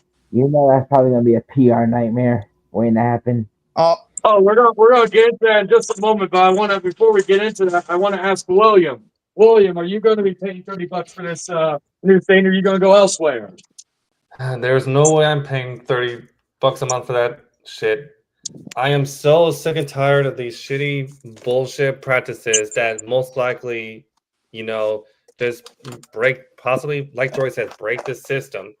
And basically, there would be some buffering issues and even technical issues could ensue. Sorry about that. But yeah, I'm so sick and tired of this bullshit. Why not just stick with Peacock and just make it simple, or even don't Netflix, don't make things too complicated for everyone. Exactly. And $30 a month, you could take those $30 a month and shove up their ass. Hey, did you know what's Triple H excuse? What's his excuse? Hey man, I gotta pay my work. He's working in a multi-million to billion-dollar company. How does I don't know. I mean, as far as I'm aware, too, I will find ways to watch those PPVs. I'll do what I can in my end too as well. I mean, unless if people have some sort of Fire Stick TV, how you go on Amazon and you get one of those Fire Stick, TV devices. Yeah. Well, Yes. also, it could be useful. Yeah. I mean, as someone who doesn't have Fire Stick, he has a Fire Stick. Oh. Yep. What'd you do? Did you pull that out of your ass? Oh my god, why you sound like a maggot? No, it's a quote from Scott Steiner when he asked Billy Gunn that at a big time wrestling event, which was kind of funny. But when you say it doesn't sound badass when you say it. Yeah, but I was trying to sound like Scott Steiner. No. Hey, James. Overall, I'm not gonna buy. I don't buy this shit at all. Oh, so this is how the layout. Sorry, I didn't know I was muted. And But this deal is just bullshit. So I'm not gonna pay $30 a month for that. Yeah. Shit. Yeah. But anyways, I want to get to another topic real quick because I want to talk about the Hulu Disney thing right now. Yes. Oh boy. Oh, okay, yeah. So it turns out around at the beginning of the new year 2026, it turns out Disney and Hulu are going to merge their apps and their things, calling it Disney Hulu. First of all, so haven't they already done that? Because I have Disney Plus, exactly, and I could go and look at my again. I'm waiting till the Monkey is released on Hulu because I'm really looking forward to watching that. But I need I could just go in on Disney Plus and watch the Monkey there. I can go. I don't know if True Blood's still on there, but True Blood was on Hulu for a while, so I could go on True Blood or on Disney Plus to watch True Blood. So not to mention, if you bought a Disney Plus Hulu bundle, you'll most likely go to the Hulu section with that single price that you're paying per month. If you want to watch Buffy the Vampire Slayer, it's on there. If you want to watch 24, it's on there. And Dark Side of the Ring is on there too. If you want to watch Sons of Anarchy, it's on there. Justified, stuff like that. Okay, basically, this is what's going to happen, and this is credit to Jose for this. It says a new unified Disney Plus and Hulu streaming app will be made available in 2026. This will create a package of entertainment pairing the brands and franchises, general entertainment, family programming, news, and industry-leading live sports content in a single app. And in business, Hulu to become international title on Disney Plus, replacing Star. Yes. Now, here's a funny thing. You know how I like to be, when it comes to fantasizing stuff, right? Hold on. Wait, Buffy is also on Tubi. Oh, okay. I like to some of them are on different streaming services, but yeah. Like I did with that tournament on Rant and Rave, for the big time wrestling heavyweight title, which by the way was actually pretty well done. in my opinion. I don't know anybody else, but here's the thing that I had a thing for big time wrestling that they should do. If they were able to become to be the number one independent wrestling show, that is not like a major wrestling company, but can still be streamed off other wrestling stuff. Now, here's the thing. I'm going to send this to Chayton, and I'm going to let him showcase the photos and all that. So if he wants to. So here's the thing. This is one of them. All right. I'll check it once I get back inside. But yeah, you'll check it once you get back inside. Well, you better haul ass. That's all I'm going to say. I'm actually on it. So I was going to say I'm smoking. Wait and I'm cooking. a minute. Wait a second. One of you guys can, share it, share your screens, right? If you got a laptop or whatever. Oh, wait a minute. I know Jose's on his phone. Yeah. Okay. I'm technically on mobile right now, but like I said, I'm about to, because I was originally going to go smoke because I was waiting for the oven to preheat, but it already preheated, so I put my wings in there so I can do that. Anyway, so let me finish this up real quick. All right. If only put that out. Lilith could help out and try and showcase it for you while you're taking another smoke break. For what? To help out. To showcase the logo that I sent to Chayton. Oh, tech savvy. Does Buffy on Tubi have the original 4:3 aspect ratio? Okay, so I checked. Apparently, it doesn't. It's on freaking what you call it, widescreen bullshit. Trust me. Because that's how I prefer to watch the show. Okay, I sent it to you on Messenger. You will even answer. Yeah, hear me? Yeah, I can hear you. I sent it to you on Messenger. This is one of the things that I made up, except it's not official. But you can showcase it. Then I'll show you the other one. Okay. All right. Also, there's another show is actually on Hulu. I have to say the title, Lost. Oh yeah. Yeah. Also, I did read this online. WWE wants AAA to essentially become NXT Mexico. So what do you guys think of that? I like it. Logo. Cool. Okay, now here's That's the cool. other logo I'm going to send to Chayton. You ready for this? Yes. Now this is what I thought of like a while ago. Just delivered to you, Chayton. Got it.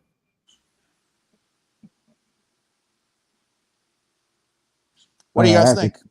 That's a cool logo right there, Jordan. But here's the problem. When I made these logos, it was on, let me see. Okay, this was on this past Saturday. Today of all days, they announced the merger with Disney Plus, and I was like, son of a bitch. Like, Disney, you have to ruin everything, Now, you know what I told Jose this? And by the way, I didn't go off on Jose for this. But I just simply said, that just ruined a fantasy of mine. You realize that? This is something I would hope to get, in regards to big time wrestling. But as always, Disney has to turn everything into shit. And now this will never happen. Big time wrestling on Hulu. Because here's the thing. I have these ideas that go on in my head, like Triller TV. That is like the best place to watch, like independent wrestling or MMA or whatever the stuff you're into. But then again, what if after a long time of hard work being on Triller TV, you'd finally get the big jump to Hulu? Sure, it's not Netflix, sure, it's not Peacock, and it's not even, Tubi, but it's better than nothing. But that will never happen because Disney is taking over the shit. I mean, I've seen wrestling promotions on YouTube. I know YouTube, but still, in my opinion, come on, there's some things that are that that need to be what's the word, subtle. I think Triller TV is subtle, and I think Hulu would have been subtle too. YouTube, that's just another free way to get people to watch wrestling. But then again, I don't mind it. I just think again, like, come on, we need an app service for wrestling sometimes, because with YouTube you never know when they're going to do their ads and all that other crap. But yeah. So, Disney, I hope you are enjoying the pain and suffering that I'm going to be going through, because I will never forgive you for this. I won't. Even as a Christian man, I will never forgive Disney for this. And Disney, this is the things Jordy gets. Give Disney. Just let that sink in. Wait. I have a question for you, Chan. What's up? If you were the elite, would you still pay? Are you talking about for ESPN? Yes. If you were elite status, you had the money, would you still pay for it? Well, technically, I would like money's not an option when it comes to me, because I'm very smart with my money. However, I still feel like it's not enough bang for my buck, if you will. It's not like in a Peacock sense or because I pay $30 a month for the HBO Max, Hulu, and Disney Plus bundle. Granted, that's 3 streaming services. Even if it was $50, I probably would still pay it, because it's still a great deal. Like, if we got the 60, then it'll basically be $20 per streaming service. But I don't mind that, because it's still a great deal, because you get all that content through 3 different streaming services, through all endless catalog with Disney, with Hulu, with fucking Max or HBO Max. It's like, okay, for example, they removed basically everything Cartoon Network for Max. It's still a great deal because of all the stuff they have on there. So like with that's bang for my buck. This, even with the catalog, I don't care if I'm a millionaire. I could pay less by fucking getting ExpressVPN and watching everything in one single app like a Netflix. So no, even if I was like the tippity top, like, I don't know, fucking Elon Musk level rich or some shit, I still wouldn't do it. Or the guy who owns what? What happened? What was that about? David, I swear to God, if you're fucking with me. Oh no. Oh, you want to tell him what David asked me at rave? David's not even backstage, so how would he be doing this? Because I didn't remove anybody.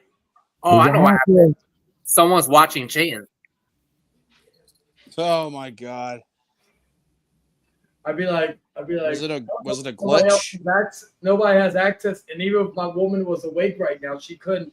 She has to have. The only way she can get in is through my phone. Y'all can still hear me, correct? Yeah. Yes. Weird. Anywho, You know what I think? I think it's the whole StreamYard. I think it could be just them trying to pull the plug, because this is the first time me and you have worked together on the Outcast, like in a long ass time. Maybe. But it is funny. I'm like thinking, yeah, because I don't even see David backstage, so that little fucking I don't know if he could do that without being noticed. I don't know, but it's weird. My point is though, is that let me see.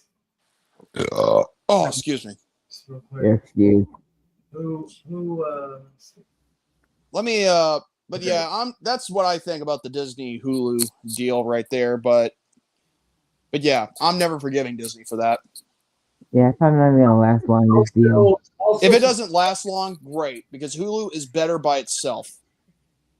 Okay, so I've already subscribed to Disney Plus that has Hulu in it. I got no problem with it. I got Disney Plus too. I mean, my sister loves it. Yeah, I have it where it has Netflix and Disney Plus all in one roof. So I don't mind it. For me, it's not going to be a big change for me, if I'm being perfectly honest with you. So for me personally, with this whole thing, don't give a fuck. This is when they first announced that they were going to put both on one streaming service way back when and all that, I wasn't really shocked about it. So this fully coming into fruition is not surprising to me.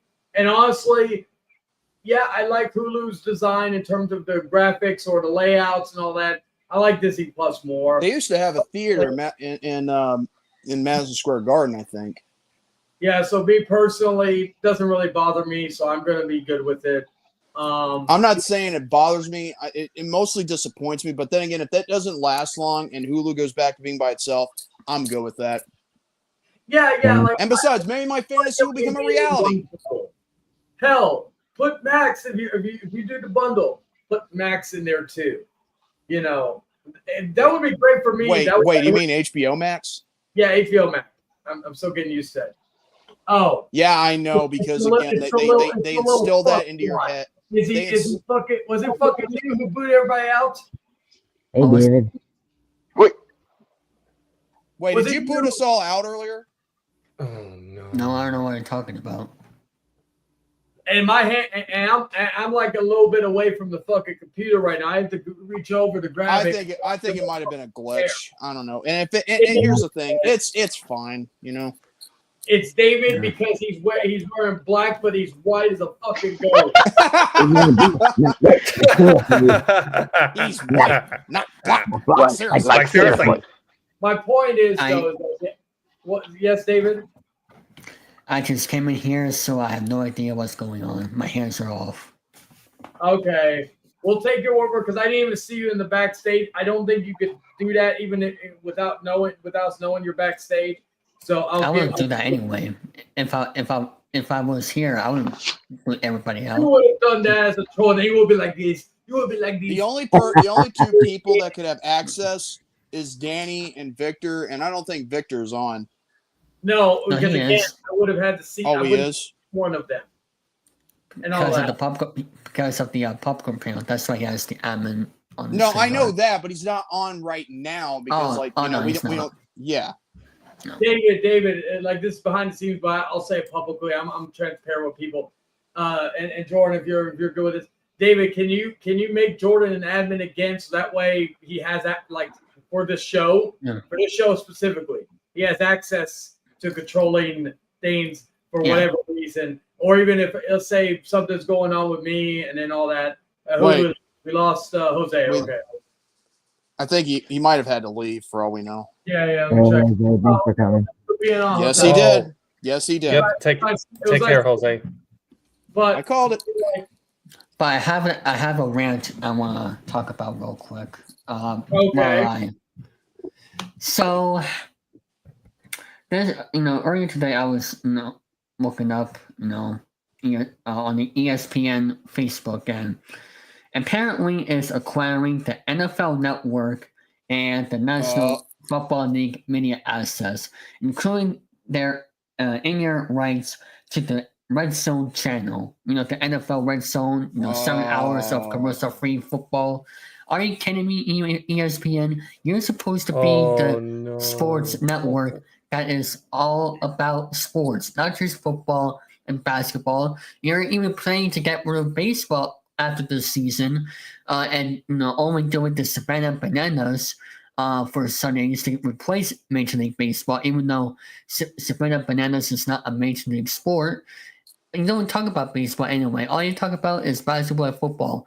I mean, where's the hockey?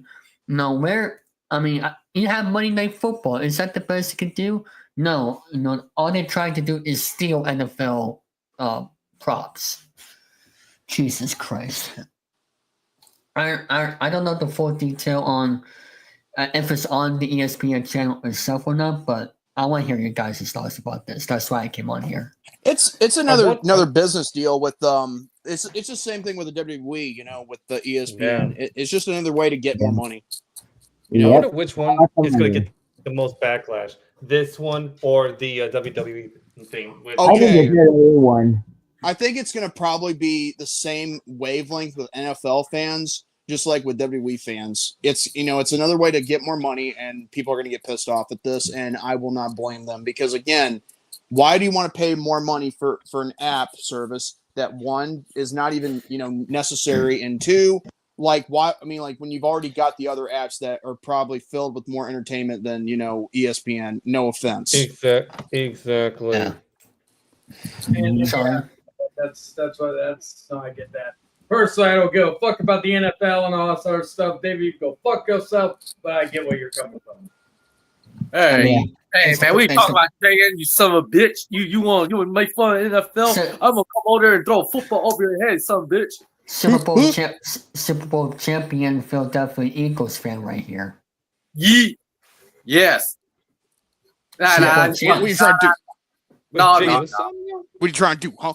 You're trying to ruin a reputation? Like seriously. Yeah, Nah, like Patrick Mahomes and Taylor Swift to NFL. Yeah. By Hey, the way, I'll probably tell you who made that GIF. Hey, J man. Yeah. Are you good at doing Patrick Mahomes' voice? I don't He sounds like Kermit. All right, okay, I'll say to you, J man. Hey, Patrick, you sound like Kermit.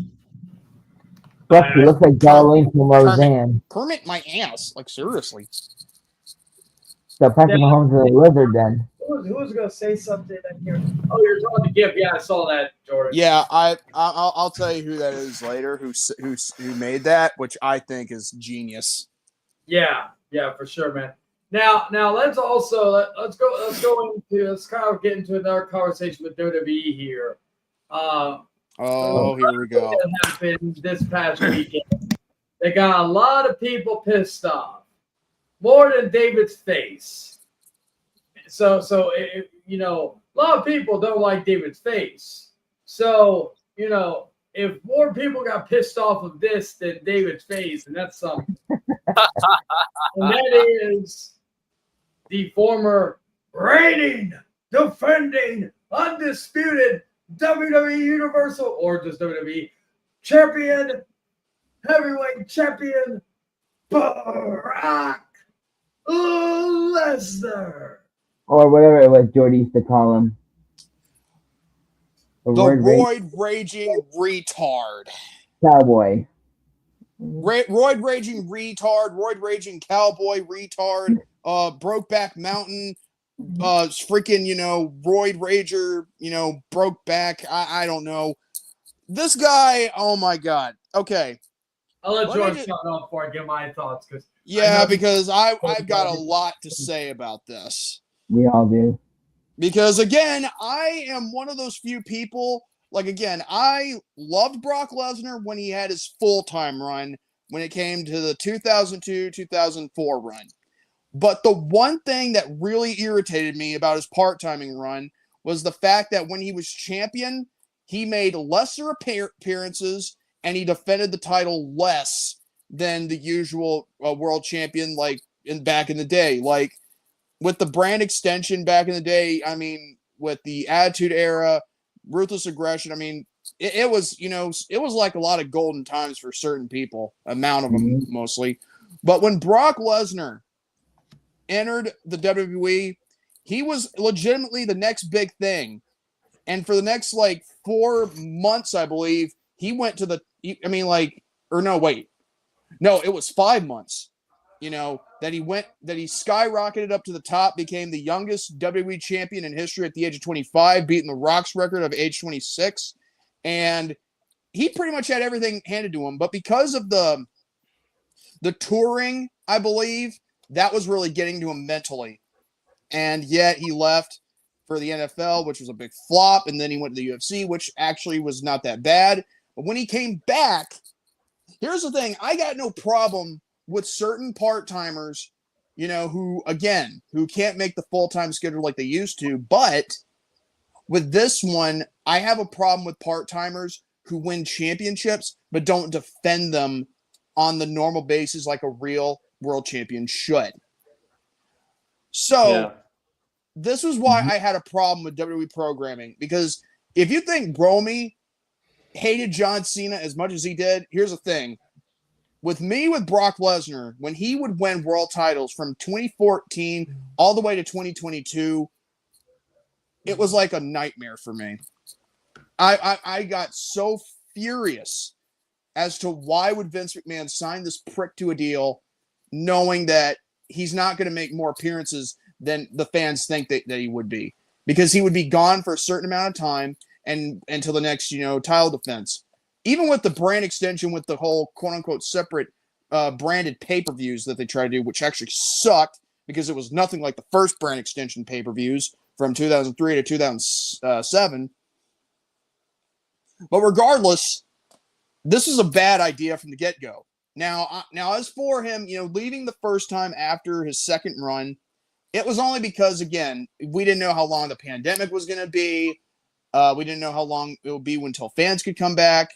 So that's when he left and dropped the belt to Drew McIntyre. And then almost a year and a half later, he comes back to SummerSlam. And ironically enough, the second time he makes a return, to WWE, he F5s John Cena and after SummerSlam 2021. And when he F5'd him, he did it off air, which is kind of funny if I do say so myself. But now we're in the year of 2025. He comes back, and again, for the third time in a comeback, he F5s John Cena. It's like a pattern. It's a pattern here. Yeah, the first time he did this was correct me if I'm wrong, it was 2012. Yes, it was. It was the night after WrestleMania 28. 2019, I believe. No. Okay, the second time. 2012 was the second run with the WWE when he came back the first time, and it lasted all the way to 2020. Then after a year and a half, he comes back because the crowd's back. And after the premium live event went off the air, he F5s John Cena. And then if you guys remember the infamous rant I did on the day one show, on the Rain Rate podcast, oh my God. I felt like I was on something that day. But then again, I had every right to be pissed because Kevin Owens had recently re-signed with the WWE at that time, and I think he deserved the Universal title or the WWE title more than anything because he was busting his ass. I think yeah, he does. Rollins was supposed to win the title that night originally. I heard, yeah, but here's the thing: Owens was supposed to win, but it turns out because Roman was COVID positive or whatever, they had to drop the match between him and Lesnar. Here's the thing: Lesnar could have taken the night off and still gotten paid. Yeah. But then again, Vince McMahon, he doesn't want to rob people of a ripoff. The thing is, why would you want to book a match for the very first pay-per-view when it's not even a big four pay-per-view between Lesnar and Reigns? That doesn't make any sense to me. So here's another thing that really, gets to me. I don't know how is it possible to bring someone back when, again, I'm not saying Brock Lesnar's guilty, or by any means. And sure, he's guilty of the fact that he has a piss fetish, with ladies pissing on, and all that. But thing is, that's not my issue with him. My issue with him would be the fact if he was to win another world champion again, or win another world title, I'm sorry, I cannot for the life of me watch SmackDown or watch a premium live event knowing that he's not going to be there, just like John Cena's been doing this past few many months. Hey. I mean, Cody Rhodes was like a blessing, beyond anything I could ever think of for a whole year, and he was like the guy to go to when it came to being a full-time world champion. So when you have a again, roid raging retard, because again Brock has to be taking performance enhancers. There is no way he could be going unless if he wasn't. But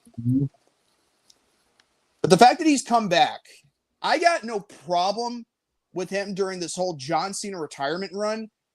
The issue I have is, will they utilize him to win more world titles and then do the same thing, rinse and repeat like they did with 2014 all the way to 2022? That is my issue and my problem. I'm just afraid that history will repeat itself. Yeah. Do you guys really want me to be so angry and rant about Brock Lesnar winning another world title? Because I don't want. Is it hard to not rant? I mean, let me tell you something, Dragon. Let me just say, when it comes to Brock Lesnar, it is hard to try and keep my composure given what he has taken away from a lot of opportunities from younger guys than him. In fact, other guys that have busted their asses longer than he could ever do in the WWE. Yeah, like Kofi Kingston, if you remember that. Wait. I'd rather watch Brock as champion than Seth Rollins. Okay, here's the thing for you. And how long would that be until you see Brock Lesnar defend the title again? What, 3, 4 months?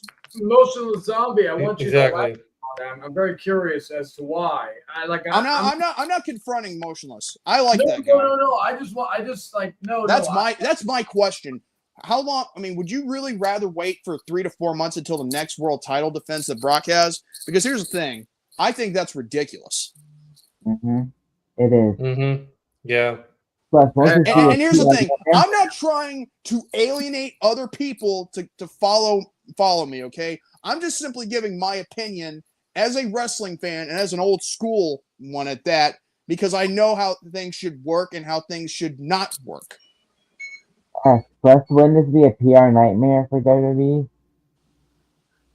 I'm telling you, I mean, like, here's the thing. If it's the whole thing with money, dude, you could pay the guy like to wrestle a monthly basis. You know, and he doesn't have to make special appearances on Raw or SmackDown or any of that crap. Vince could have done that, but apparently because he wanted to respect Brock's wishes and all that other crap, oh yeah, sure. Let's go with that. And then inside Triple H, everyone's chanting, "We want Cross," and goes, "You want Brock?"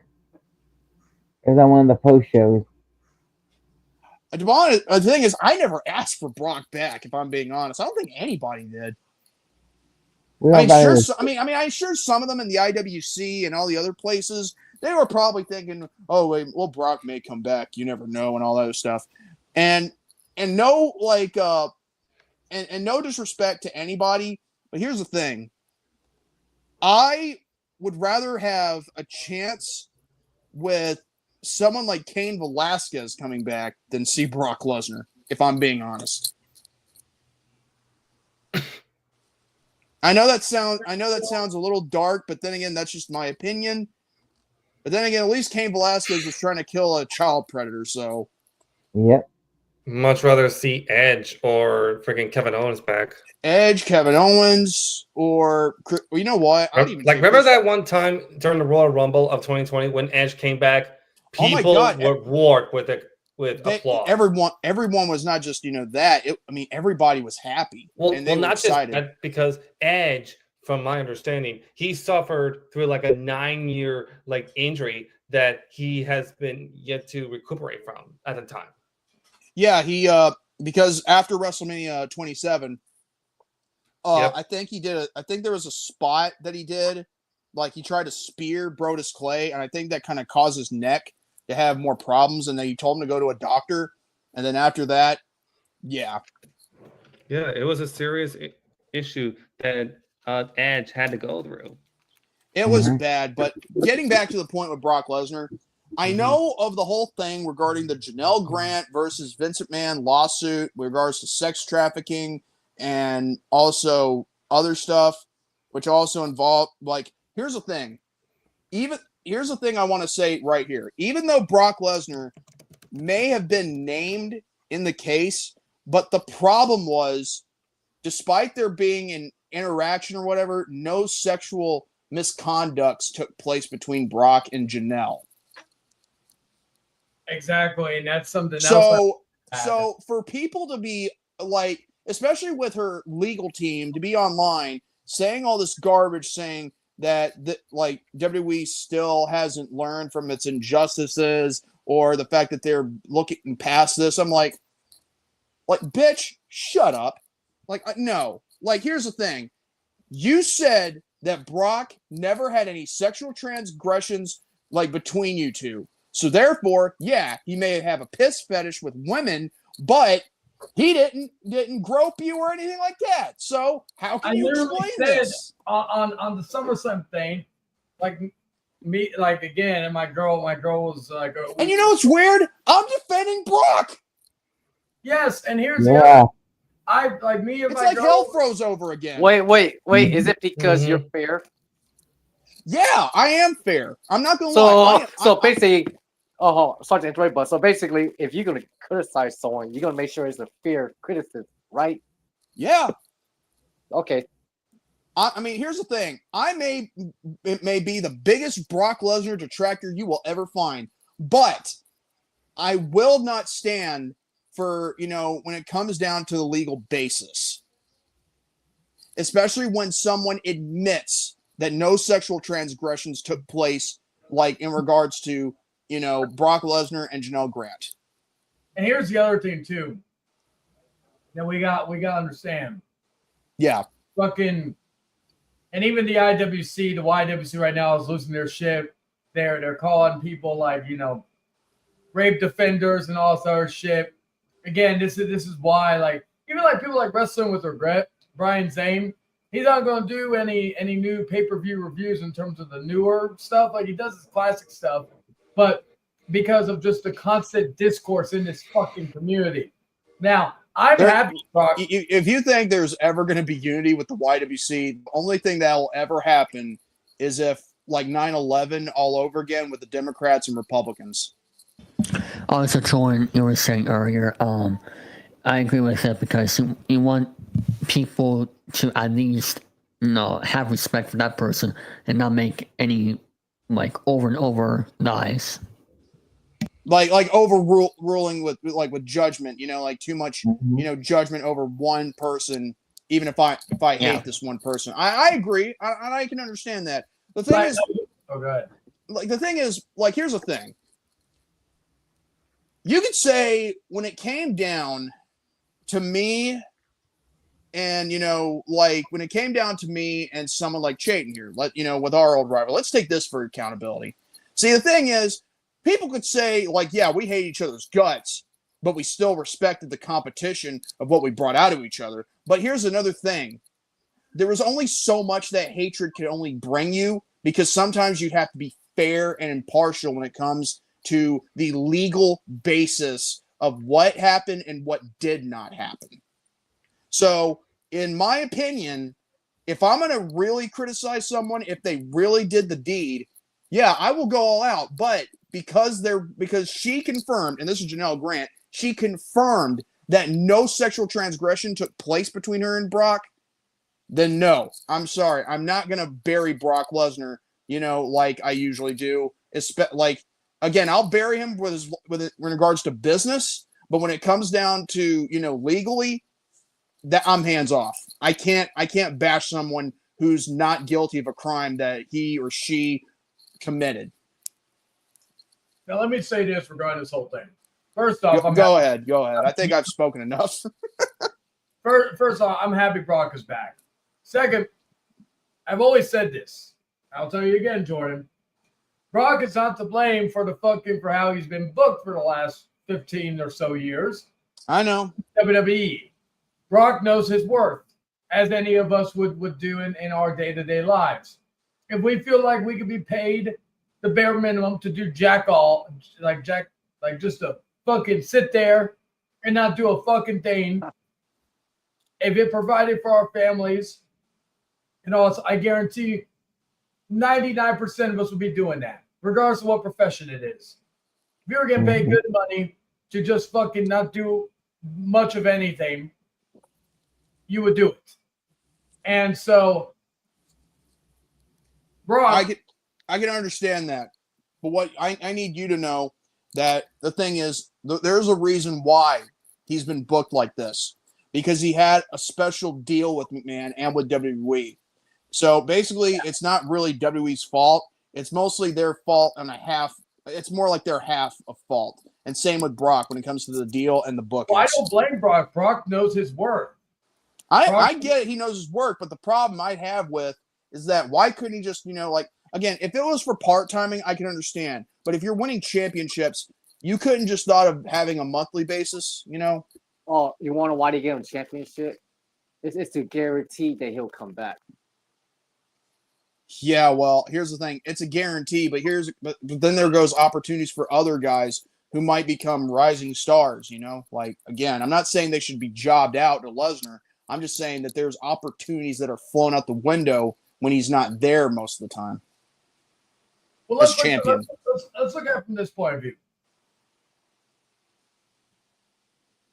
You know who was there full time, and who, whether it was probably him or Vince McMahon holding people down for this person? John Cena. Cena to me is worse because Cena was there. And look at all the people that were buried because of him. The Nexus, Alex Riley. I can't argue against that. I can't. But another thing Ryder. too. Yeah. Well, and that was, you know what's so funny? Like he didn't really bury him, but yet he still did without even laying a hand on him. Yeah. It was like him involved that storyline with Kane was what, drived it. Always. Anywho. But still, now here's the thing. I am not against Brock Lesnar coming back. I just know that I don't want to see history repeat itself. This is just me talking right now. Now, what if it does repeat itself? Then again, I'd probably not watch WWE programming. I'd probably not watch WWE programming until a belt is off him, because again, I had to put up with like 8 years with that shit. I'm not going through it again. Well, let's be honest here. We pretty much dealt that with John Cena. Hey, listen, with Cena, I can understand this is his retirement tour. I had no problems or F's to give with John Cena. If this was Brock's last run and they wanted to give him one more belt, because he ain't getting any younger. Yeah, but he ain't getting any bigger either. Yes, but if that's the case, then I like, if I could, I'd Like- still like- fight with Brock. Well, Brock is that great final boss like Gunther, and that's something else I'm excited for. you say final boss, but yeah, here's the whole problem with this whole storyline with John Cena, which we'll have to get to another time because, we already passed the 2-hour mark. Here's the thing about name is John Cena. the thing about that whole final boss thing. The Rock, the final I'm not boss. going to Brock. I'm just saying final boss in general.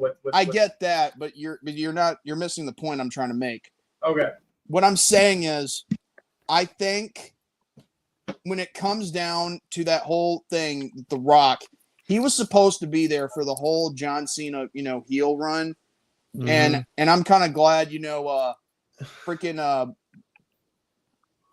Travis Scott, that no good, piece of crap. I'm kind of glad. Oh, you mean his shitty Batman costume? No shit, man. There you go. He's a roach man, actually. Oh, gee, I wonder what The Rock has been doing.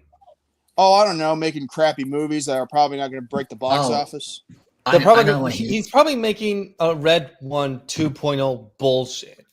I know what he's doing. I got a rock. I got a rock. I got a rock. Anyway, like Twisted Sister. Hey, I mean, who doesn't? Go on. Get the fuck back in your section, boy. And who we lose? Oh, damn, we lost Nick. Hopefully he'll be back, because after this, I'm going to do the AI calls. Nick, if you're watching this still, we're going to do AI calls in just a little bit, because I want to break it up a little bit. He might have had to, reconnect himself, like refresh or something. I want to talk about Sydney Sweeney too, but we'll do AI calls first, and then we'll kind of as a little break in between. But anyway, what I want to say is that at the end of the day, if Brock's going to make a final comeback, here's the problem. What I think, he doesn't have to be champion to draw in a crowd. I said this during my day one, rant of the main event. Like Lesnar, when it comes to this, he is already larger than life because he's been he's the youngest WWE champion. Well, then Randy Orton broke that record as world champion in that status. Then, he's main evented WrestleMania a bunch of times. And he's also been in the NFL. And before his wrestling career, he's been NCAA champion in the amateur wrestling background, I think twice.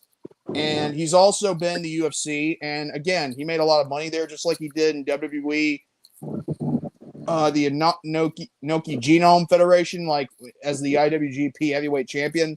I mean, he's done it pretty much all, except he's never been a Grand Slam champion like Edge or anything like that, or Chris Jericho. But at least he's, again, he can be larger than life. But the problem is he doesn't need to be a champion to draw in a crowd. That's the one thing he doesn't need. He's like Roddy Piper or the Undertaker. Junkyard Undertaker or Junkyard Dog or freaking yeah, that's just pretty much it. What about Scott Hall? Scott Hall. I mean, well, There's one thing I want to say real quick because I just thought about Scott this. Hall, in my opinion, just to make this real quick, all right. He was. That's a thing that he was ultimately denied that he should have been, and that was a world champion. And I think the fact that he was denied that spot. What if Scott Hall didn't want to become champion? Well, then if he was only in it for the sake of money and business, I mean, hey, I got no problem with that. I just think it's a travesty that he never became world champion. I mean, he was supposed to on a few occasions, but again, it was all ripped away from him because of either backstage politics or Vince changing his mind at the last second. Well, he was an alcoholic. Well. One thing I want to do real quick. Yeah, go ahead. In the honor of Happy Gilmore 2 being released not that long. David, have you watched it yet? No, you haven't? Oh, okay. Well, in honor of that, and in honor of you and Romy's debate many years ago, here is a clip of Romy kicking down the door and the other guy being David. Yes.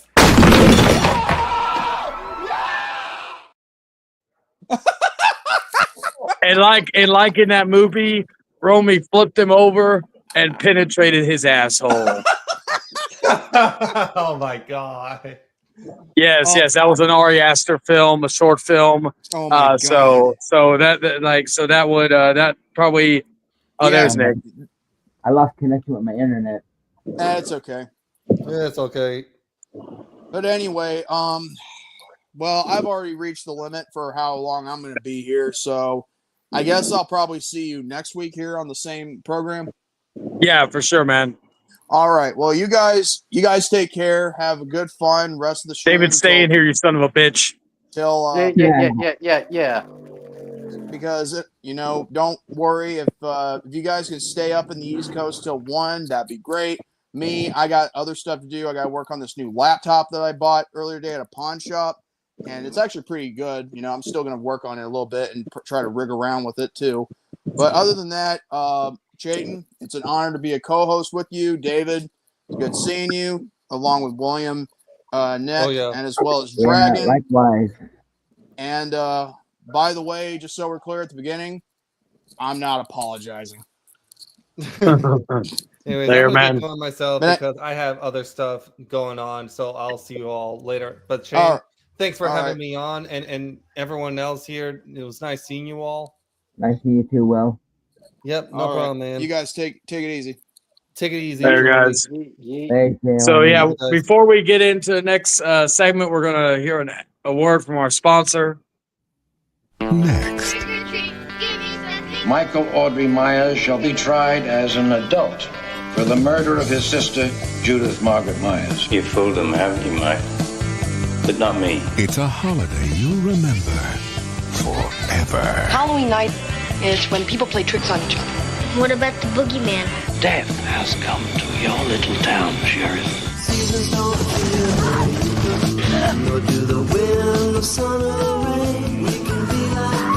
Jamie Lee Curtis. What's the boogeyman? Donald Pleasance. As a matter of fact, it was. In a film by John Carpenter. Oh no. Halloween. Next. All right, let me move this back. All right, thank you. All right, so let's just see. Where am I going to go with this first? All right, give me a second. Oh, shit. All right, 1 second. Okay. 1 second. Can everybody hear me? Yes. Yeah. Okay, just making sure real quick. Let me find it real quick before we get into it. Where is he? There he is. All right. All right. So, is the return of one of the people's favorite segments. My favorite. Of course.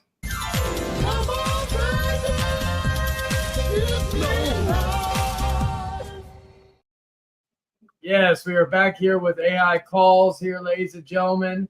And let me Let me share screen. We're going to have a talk with the first man here. Give me a second. Let me call him real quick. Let's see. Hello, David. How are you doing, my It's friend? always a pleasure to create engaging conversations. If you have any questions or topics you'd like to discuss, feel free to ask. Hello, Chayton. I'm feeling great, my friend. Thanks for asking. How about you?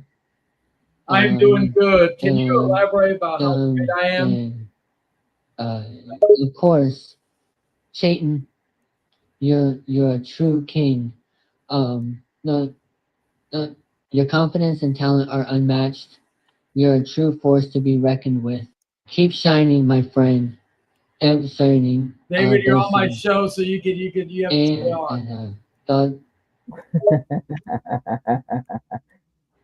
And understood, Chayton. Dean, G, Demush played to Chayton. I'll stay here as long as you want me to. David, can you say you like it up the butt in Japanese? Sure, here's the translation. 私はあなたが大好きです. This is an informal and slang expression. Please note that this phrase should only be used in appropriate company or with people who you know well and have established intimacy with. It is not suitable for formal settings or public spaces. So you would go to a crowd and say you like it up the butt? Well, hypothetically speaking, if I were to say it to a crowd, it would probably have to be an audience that's known for being open-minded and accepting of unconventional language. In that context, it might be seen as an attempt at humor or shock value. But it's important to note that saying something like that in any random crowd might not go over well and could get a negative reaction. It heavily depends on the context and the people present in the gathering.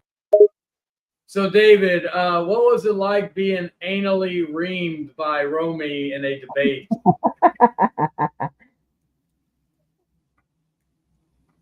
Oh my God! It was quite an experience, Chayton. I can only imagine it was very uncomfortable.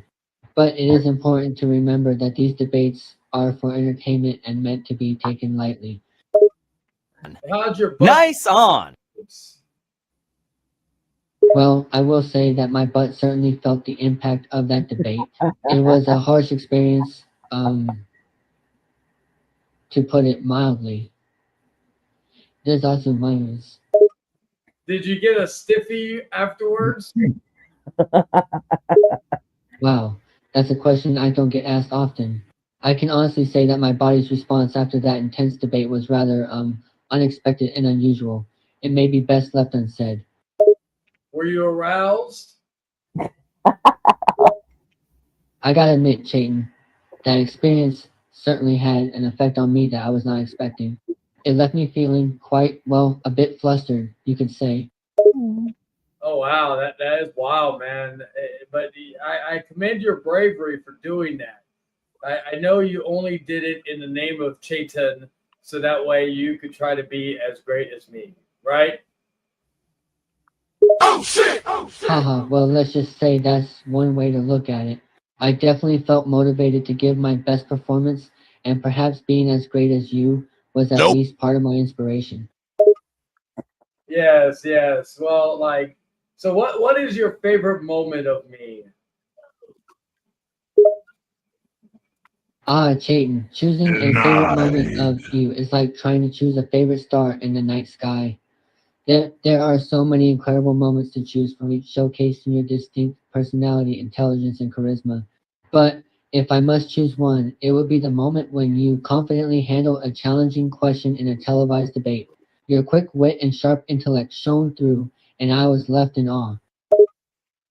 Oh yes. But we'll let you go so you could handle your other business and all that good stuff. But always remember, David, you have a wonderful night, and hail Chayton. You're right, I should focus on other tasks now. But fear not, I will never forget the power of your glory. Hail Chayton. Nope.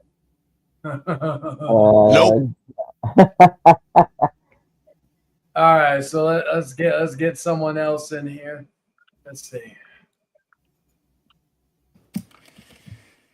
using that character. Hello, to Jordan. Welcome back to the show. I appreciate you coming back after you leaving just a few minutes ago. No, I had a feeling you'd be back. Yes, how's it feel to be the newest co-host of the Hangman Outcast, the greatest show in the world right now? Feels great. I've been waiting for this moment for a while, man. My dream is coming true. If your dream is coming true, would you say it is bigger than you being on the Rant and Rave podcast? Definitely. That podcast is all right, but this one's going to be better. We're going to be getting very interesting guests, big names who have never been on podcasts before. Oh, yes. Ask him if. I mean, I do have a lot of contacts, so getting good guests will be simple. Ask him if Rant and Rave is the worst podcast out there. Jordan, is Rant and Rave the worst podcast out there? Nah, they have a decent following, but it gets a little old after a while. Plus, Che is kind of a jackass sometimes. What do you call it? What's your reaction to people calling you Romy Jr.? I don't like it, that's for sure. I'm not his son, so I don't get why people say that. Do you at least get a stiffy when they say that to you? No, I don't like it. I have no interest in him, and I have no interest in being related to him. Can you say I hate it and I don't like it? You know what? I hate it. I don't like it. Well, Jordan, I'll let you go back to bed. I know your sleep is very important to you. So you have a blessed day, my son.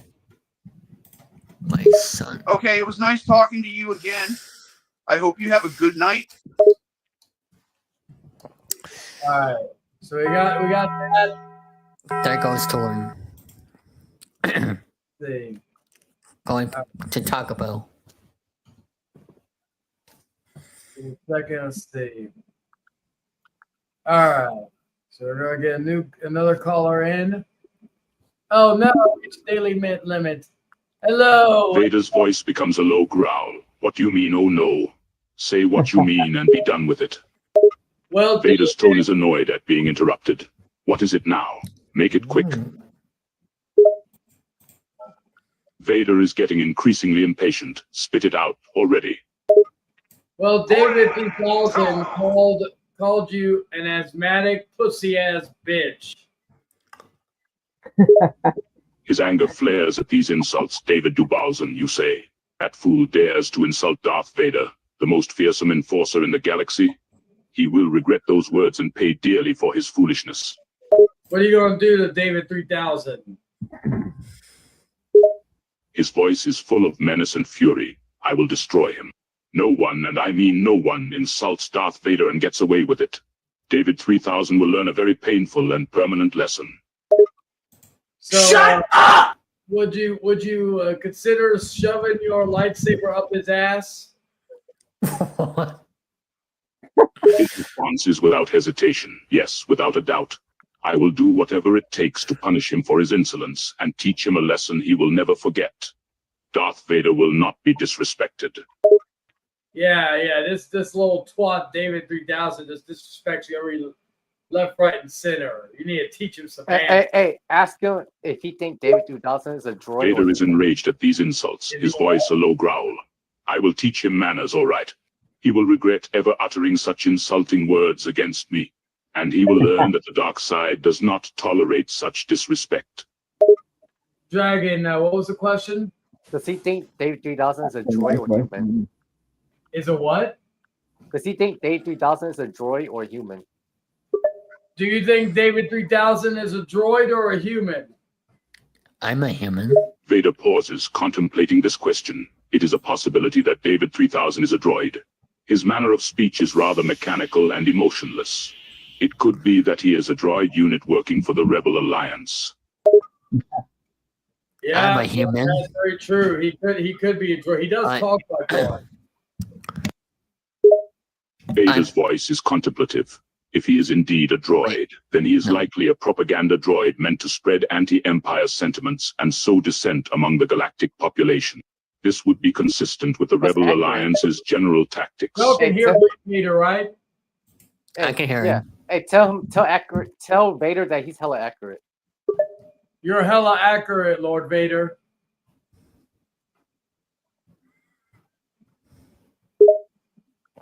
His voice is matter of fact. Of course I am. I am Darth Vader, Dark Lord of the Sith and the right hand of the Emperor. I have insight into the machinations of the Rebel Alliance that few others possess. It is my duty to protect the Empire, and I do not care who I must confront or destroy in the process. The Rebel Alliance will rue the day they cross the dark side. So, Vader, are you also upset that David says he's better than you because he's whiter than you? Vader's anger that's a flares, but he fact. responds calmly. Of course I am upset by this claim. How dare this David say that he is better than me? I am the most powerful Force user in the galaxy. He is nothing but a fool to even compare himself to me. No, David white, said that he is whiter than you. Vader's voice is cold and calculating. Ah, I see. Yes, I do find it irritating that this David would make such a comparison. How does one even measure whiteness? Regardless, I am far more powerful and skilled than this David could ever hope to be. He is nothing but a weak and insignificant being, and he will learn his place soon enough. Yes, he can't handle your blackness, Lord Vader. Vader's voice takes on an edge of menace. Indeed, my blackness is a force to be reckoned with. The dark side of the Force flows through me, and nothing will stand in my way. This David will be crushed beneath the heels of the Empire. Would you also do it for Hamashah? Vader's eyes narrow. You're damn right I would do it for Hamashah. Will you do it for Hamashah is Yahweh? nothing more than a worthless tool being used by the Rebel Alliance. I will relish the chance to destroy him and show the rest of the galaxy what happens when you cross the dark side. Would you do it for Yahweh too? Vader's voice is filled with a hint of disdain at the mention of this name. Yahweh, a relic from the past, an outdated and antiquated god worshipped by fools and the weak. I have no respect for such beliefs, and I will do whatever it takes to destroy any who still cling to these archaic beliefs. What about, here's this guy called the King of Lions Z45. He believes in Yahweh, so what would you do to him? Oh, no. Vader's response is cold and detached. If this King of Lions Z45 believes in this Yahweh and stands against me and the Empire, then he is my enemy. I will do whatever it takes to eliminate him. The Empire does not tolerate disobedience or heresy. So how would you destroy him? Vader pauses, contemplating the question. I would have to consider the best method for eliminating him. Knowing that he believes in Yahweh, I would probably begin searching for his base of operations and use the resources of the Empire to find it. Once I have located his base of operations, I would likely launch a surprise attack with an overwhelming number of stormtroopers and TIE fighters. The combined attack would likely be enough to overwhelm any defenses the King of Lions 45 has. Hey, ask him if the TIE fighter know Muay Thai. Is the what?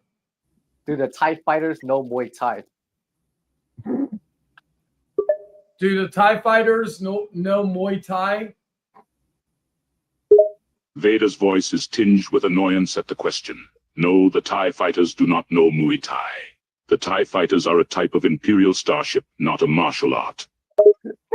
Well, David said if they don't know Muay Thai, then they're the biggest bunch of bitches he's ever seen in his life. Vader's response is filled with anger and defiance. Well, David is sorely mistaken. TIE fighters are the backbone of the Imperial Navy, and they are not to be trifled with. They are fast, agile, and deadly. They may not know Muay Thai, but they are far from the biggest bunch of bitches that anyone has ever seen. Would you consider David to be the biggest bitch in the galaxy? Oh, come on now. Vader's response is immediate and definitive. Yes, without a doubt, David is the biggest Bith in the galaxy. He is an affront to the dark side and the very concept of power and justice. I will enjoy seeing him crushed beneath the might of the Empire. No, Vader. Is David 3000 the biggest bitch in the galaxy? Vader's response is more contemplative, perhaps. David 3000 certainly has a mouth on him, and he has made a hobby of making ignorant and foolish comments. He tell is him, certainly a candidate for being the biggest Bith in the galaxy. tell him David 3000 violated Pam. No, he violated what's his girlfriend name? David 3000, I found out, violated Padme. Vader's response is full of pure rage. What? David 3000 violated Padme. I will personally ensure that he pays for his crimes. Are you gonna shove like a dual lightsaber, one up his ass and one in his mouth? Vader's voice is filled with venom and a hint of sadistic anticipation. Oh, you bet I will. That little Bith will regret the day he laid his hands on Padme. I am going to make him suffer like never before. Well, thank you for that, Vader. I look forward to you vaporizing that fool and all that. You have a good day. All hail the Empire. All hail Lord Vader, and all hail the Hangman Outcast. Proud supporter of the Galactic Empire. Vader's response is firm. Thank you for the support. The Empire will prevail, and the dark side will reign supreme. All hail the Empire, all hail Lord Vader, and all hail the Hangman Outcast. Oh man, I that's think good. 3 more calls. I don't think. Let me see. Let me try one more. If I can, that'd be great. If I can't, oh well. Yeah, I can't. I can't. I'm not paying. How much? Man, they're getting greedy, bro. It's only $7.92, but It now, used to be free. Wait, it's $10. Yeah. Anyway, so and plus we know you don't want to overstay your welcome with this type of stuff. So that, ladies and gentlemen, was our fan favorite.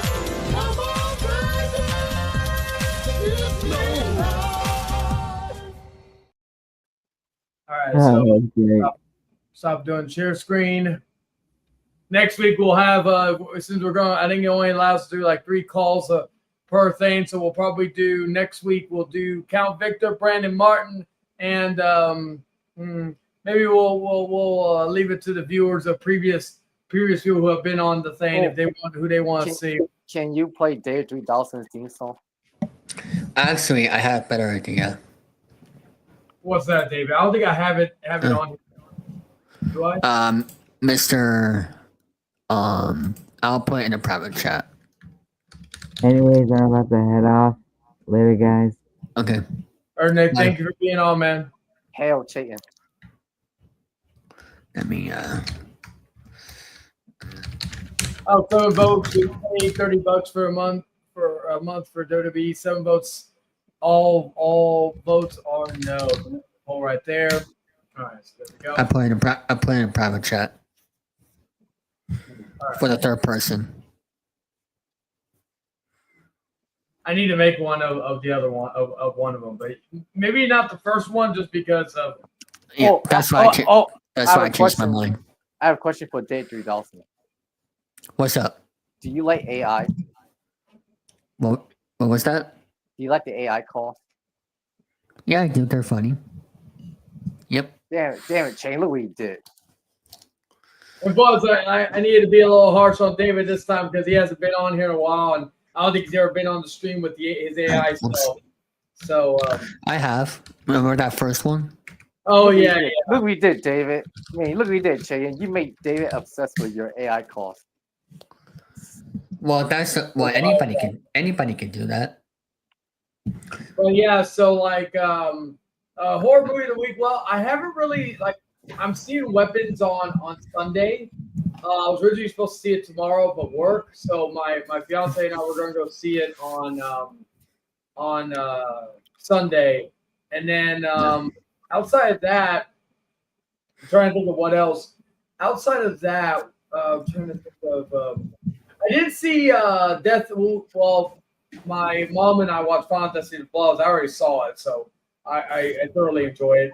My fiance and I we did see Death of a Unicorn finally on Max. I thought it was pretty good. Another great one was Heretic. I saw Heretic. That was really good. I didn't like, I know a lot of people didn't like Death of a Unicorn. I thought it was fine. It was good. I will definitely go and see. I'm looking forward to watching The Monkey. It's coming on Hulu I think this week. So I'm gonna try to see it. Maybe I know for sure I'm seeing my mom because I showed her the trailer and I wanted to see if she wanted to see it because I said if we don't see that, we'll watch Longlegs because she hasn't seen that either.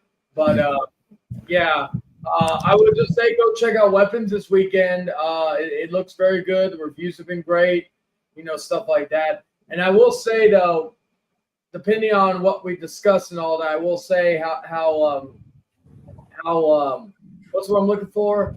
I think we may end at the 3 hour mark just as a precaution.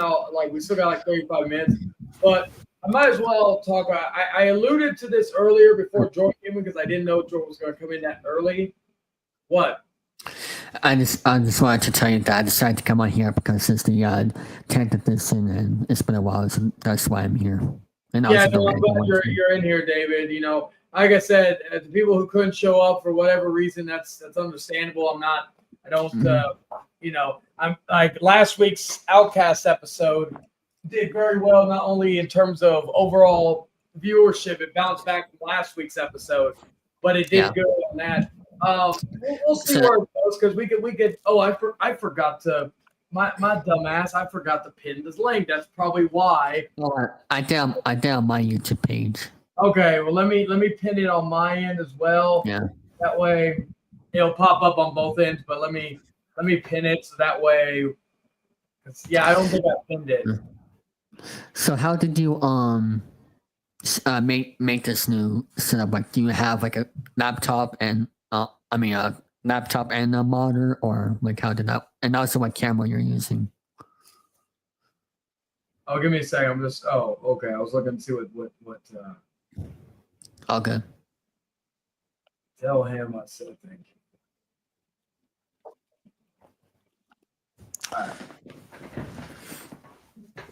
All right. Anyway, so a few things. Okay, so okay, so my for those who don't know, I'm not going to go into much detail because again, not everybody needs to know. But my fiance, she sometimes works from home certain days, and if for something happens, she still has the option for working from home. Like she can't show up at a certain period. So like we brought a desk over. We had an extra monitor, and we were trying to figure out a way. And I'm going to start doing this maybe on later episodes. But we have a way where we can connect because the computer itself needs an HDMI core or connection, which the laptop doesn't have. Now, at least this laptop, but she had a dock that was able to connect it to where we can do this. I believe also I could possibly still be able to connect my PS5 controller so we could try to do gameplay through emulators and all that. So I'm going to do that this is going to be kind of the format going forward, at least for the Outcast. I don't think I'm going to have this look for a popcorn panel because personally, I want to keep it to where I feel I feel like it doesn't need the extra glitz and glamour and all that. And so that's basically how I did that. So now something I was going to discuss here. The monitor. You're like how many? Like, I see your laptop plug into your monitor, or like how? So like right now, like I'm not looking directly at the camera because I'm looking straight into the monitor right now. It's like I'm looking over here. That's where the laptop is and all that. So so that's the main thing regarding that. So so wanted to talk about a few things that happened this past week. Not in detail for certain things, but like I mentioned earlier about like being a good host and all this other stuff. And I even pointed out, like, I like, because. Can you elaborate? Huh? Can you elaborate? Elaborate? Well, like, for example, I was talking about, like, we're in like not per se our community, but we're in this type of thing where people, you know, they do whatever they can to make people or tell people what to do, whether it's their own channel or their own whatever, like their own, like, oh, if you're on this stream, then don't come on mine and all that. I've told people this. Oh, yeah. Yeah, you know, it's stupid. And you know, I don't like Jordan was friends with somebody. I'm not gonna name, but Jordan was friends with somebody for a period of time where I wasn't the biggest fan of him and he wasn't the biggest fan of me. But, you know, I was able to coexist in streams and all that. That's just how it goes because I'm respectful. But, you know, like, and then they had a falling out and, you know, everything has worked out for the better. But, like, you know, I had my own thoughts about this and I gave advice on these situations, but I never went as far, if you're friends with this person, don't come on my thing. You know, it's just how it is. Just don't stab me in the back. That's literally the only thing I'll take from that equation. But in that regard, I think it's stupid. I think it's immature just because you don't like somebody. Because I've told, like, Nick was even like earlier, like in that particular stream. I'll say the stream, the person who was hosting the stream, Arthur. And no disrespect to Arthur, and this is not an attack on Arthur. Like the only thing, like he did like a 7-hour stream. He improved upon it. He was 7 hours. Mad, but Arthur, but like, you know, but not Arthur, but like Nick was getting upset at someone else who was basically saying, well, if you're on my panel, don't come on his. And here's the thing. I'll say this about that. You know, like this stream, this show, we talk about some crazy shit. We sometimes talk about some chaotic shit. That's just how it is. If you don't like it, well, hit the bricks, you know, or come in here and you know, let's have a conversation. I've always said, you know, people will never join these streams because they know they don't have any sort of advantage, whether that be someone who may not be as strict as the other people or whatnot. They could just run over anybody like anything, right? So that's my thing, right? So that's why, like, when I've done, when we had those sagas at the beginning of the Outcast, and just because we're hitting a new era, we are still, we will still talk about certain things, about certain matters, because they are things that, you know, that I feel that are important in this community and to give our thoughts on, outside of our own personal bias in some ways, depending on the situation, right? Yeah. And you know, regarding all that, we've had, like, you know, I will never tell somebody that they're not allowed to be on here just because they're friends or they're cool with somebody I don't like. Yeah. To me, that is driving away audience. If you are doing that for, like, whatever reason, if they're not doing anything to you, if that person who is, like, in the middle is not doing anything to you, then why is it an issue? You're just taking away viewership in general. You're taking away a fan. It takes viewership. It takes engagement from the. Here's my advice to those people that are afraid of, you know, some drama happening, of having, like, guys on that, you know, have the same, you know, unfortunately looking at, you know, guilty by association. Just talk to them privately, you know, separately. Just don't, you know, if you're gonna do a live stream and you're gonna have, you know, people on that are guilty by association to each other or whatever, just tell them privately, hey, you know, respect each other and don't bring up anything from the past, but just be professional. Say that to them privately on Messenger or whatever the case, and then just use that to your advantage. It could have some positive at the end of the outcome. And here's the other thing too. Okay, so some people, hey, what's up, Mason? How you doing, man? But, like, here's the other thing I want to add to that. Now, there's a caveat to that, though, David, Because let's say that person's blocked, they don't have the opportunity to say something. Well, like I always say that if you're blocked from either streams or coming, which is very rare nowadays, I unblocked a lot of people, but if you're coming into streams or if you're coming in privately, if I blocked you privately, there's a damn good reason why I blocked you privately. Yeah. And all that, and if you don't, and all that, and if someone else like a Jordan or David, they blocked you, there's a good reason why they blocked you. Yeah. Because we don't have time for stupidity. We don't have time. I'll take a quote from a wise man. We don't have time dealing with kids who are playing with fucking glue, who are fucking eating glue, right? Those stupid people, right? Because, as long as I've been here, I've dealt with drunks. I've dealt with bipolar maniacs. I've dealt with just some of the biggest scum of the earth, at least on YouTube. Maybe, like, I'm talking people that I actually have interacted with. Because, trust me, there's probably bigger scum out there, but I just, it's not in my wheelhouse.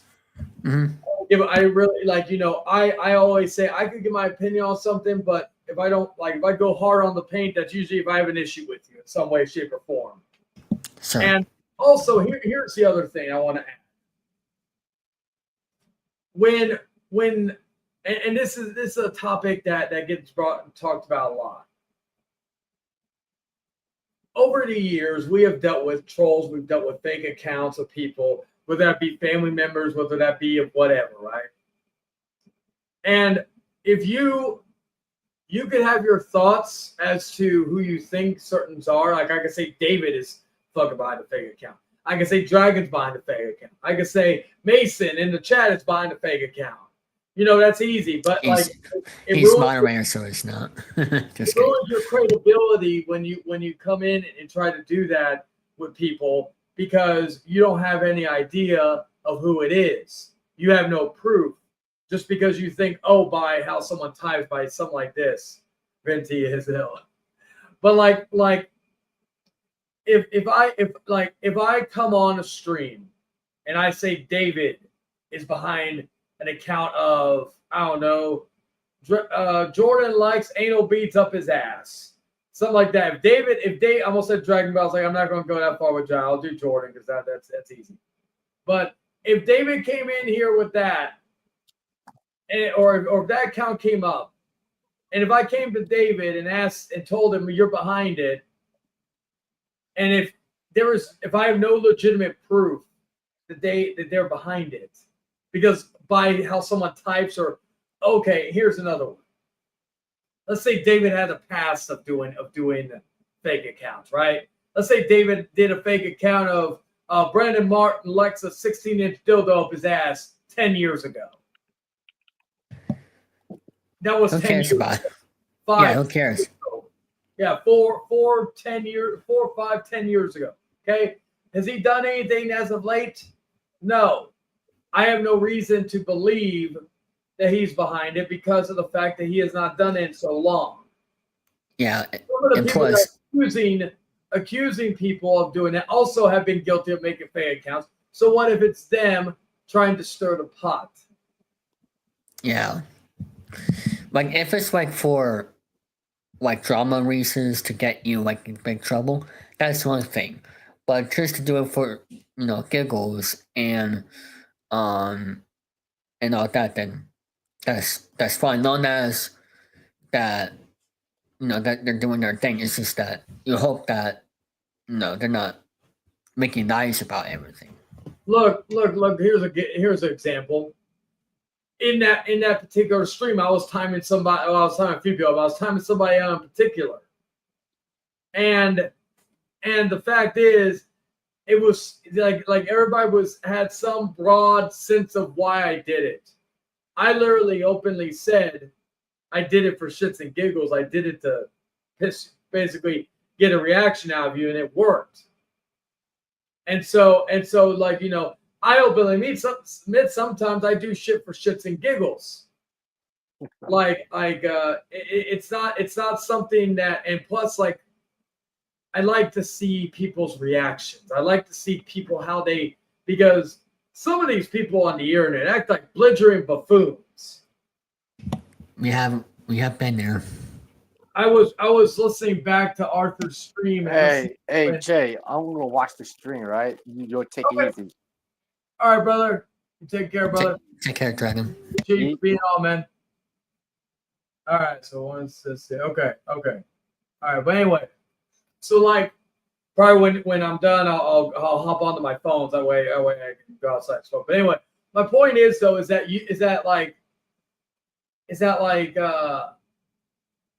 I was watching Arthur's stream when Jordan was in there.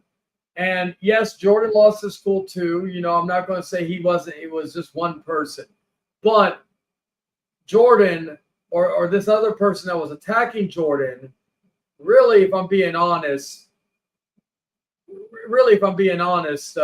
unjustly, if I'm being perfectly honest, he was older. He was this, that, and the third. He was acting like a belligerent retard, fucking going ape shit for no, like just again.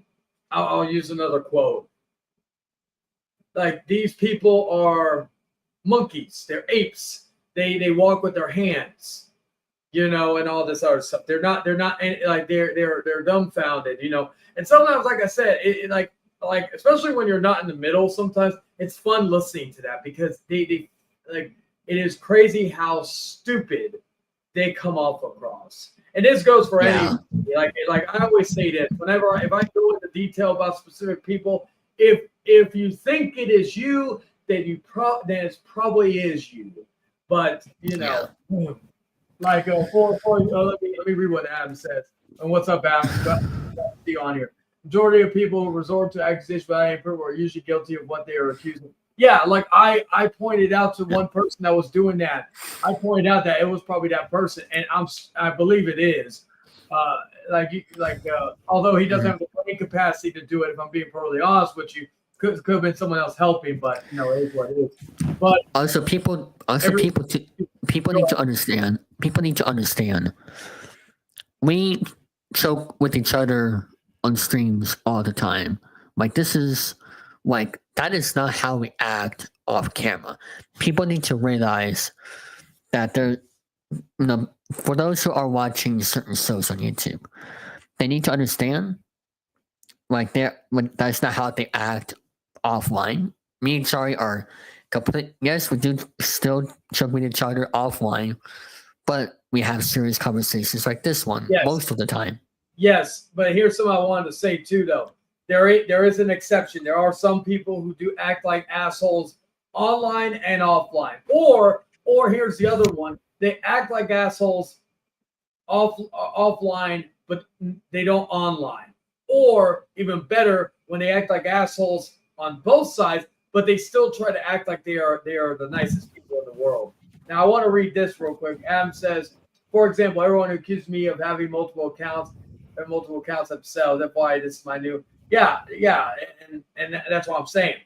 And that's like, the whole thing. Go ahead. Yeah, like I said, like, you know, many of us behind the scenes, like, we don't always talk about, you know, drama. So we talk about life stuff, we talk about culture stuff. Like me and Charlie, whenever we talk, you know, privately, it's either just to hang out or go over, you know, some advice or, you know, talk about YouTube stuff like this, like planning ahead for that next type of show, or whatever the case, because, you know, that's how people should act to friends online. And that's what the eyes from the viewer in the live chat should know, that whenever they see certain YouTubers that host programs, they should know that they're just regular humans. Like, I see people in group chats or whatever thinking that this big YouTube star or this big YouTube content creator, that they think, you know, they're big, you know, personality, you know, figure. They're not. They're just regular humans like us. Like I've had people say that I think I am better than everyone and all that. And I'm gonna be perfectly honest. I do think I am better than stupid people, like people like dumbasses, retards, and stuff like that. Like people I've dealt with over the years whether it be in real life or YouTube. It's just the idea that I know that like a lot of the people I deal with that I've dealt with on the internet, I know I'm better than them because I don't think about them 24/7 like they do. I don't focus on them. Same here. Yeah. And then that's the old saying. Like they talk about how you suck, your show's trash or whatnot, but they're the first ones to watch. They're the first ones to mention certain segments. Like they'll mention AI calls, they'll mention me in the shower or whatnot. So that's what I'm saying. Even my haters have those moments that even if you try to insult me, you know damn well that those things are memorable. And also to close it off, then I'll go next. I don't care if you do or don't like my show. Your opinion doesn't matter to me. The opinions I value more than anything is my own, my friends, and the people watching. If the people weren't watching, I wouldn't be doing this. If people were, if I wasn't having fun, I wouldn't be here. If I wasn't having fun, I wouldn't be doing this either. No, and I'm here now. People need to understand too. We don't have time to do shows, all the time. Yeah. Unless if you're like Right Rafe who tries to fit it all they can with certain I or whatever. Really am available 2 days for sure. Not counting my sporadic appearances on Chilling 3000 or Chilling with Jordy or Uno Sunday. Explain why I haven't been here in a good bit because I'm busy with trying to watch baseball when I can because it doesn't. People think it's a very long season. It's actually not. It goes by fast. And that's one of my hobbies, and I try to focus on things for my YouTube channel. Like it may be a hobby, but it's actually a good thing to be off the internet for once. And that's why I'm not here on every single episode. I'm only here for certain cases, or if there's something I need to get off my chest, like on that one episode we're talking about the rant I did with you. I turned it into a bonus episode just to not only to add certain things to it, but there were some people may wonder why did you make it into a bonus episode. Well, it did connect with the overarching saga that we were discussing. And here's the other thing, right? Yes, have we called out pieces of shit, scum of the earth, motherfuckers on this platform? Yes, we do. But also, we do one thing that a lot of these fucking idiots don't do. We make it entertaining. And if anybody disagrees with me, come in here and tell me. Are you not entertained by what we do? Because no matter what, no matter if it's no matter what, you're gonna walk. You're gonna sit and wait to click. You're gonna do this. You're gonna do that. And it's also for the right reasons too. Yeah, like that's what I'm saying. Like you watching me, you doing this, you doing that is giving me attention. It's giving this show attention. It's giving my channel. It's giving David's channel attention. It's giving us more viewership, giving us more potential subscribers, building our analytics. What have you? Like a lot of people say in the past, I watch all these people's stuff. I don't. I get sent clips in the past. I've told a good amount of people recently not to do that anymore because I've got all the information I need. I got sent some very good information regarding someone, and that I'm never going to make public because I'm not a piece of shit and I ain't no doxer. But I got a good amount of information regarding that. Didn't ask for it, but was sent it.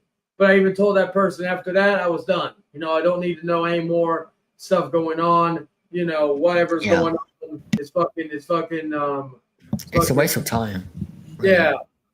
Unless if it has to do something with you, that's different. But other than that, well, even if it has something to do with me, I meant directly at the person they're sending it to. Yeah. That's what I meant. Yeah. Like one person in particular, I did everything in my power to finally get our soccer team is doing pretty. Oh, that's good, DJ. But what I was gonna say though is that one person in particular I was dealing with even as recently, and tried everything to get that person to finally do what that person was saying he was going to do years ago, and that still didn't work. So at that point, I literally looked at it. I talked to a friend of mine, and I said, there ain't nothing else I could do. Like, I could make jokes left, right, and center. I still will because it's funny to me. I'm not going to like motherfucker, like motherfucker, dude, I want to come to your house and suck you on sight. Like, I'll do that because it's funny to me.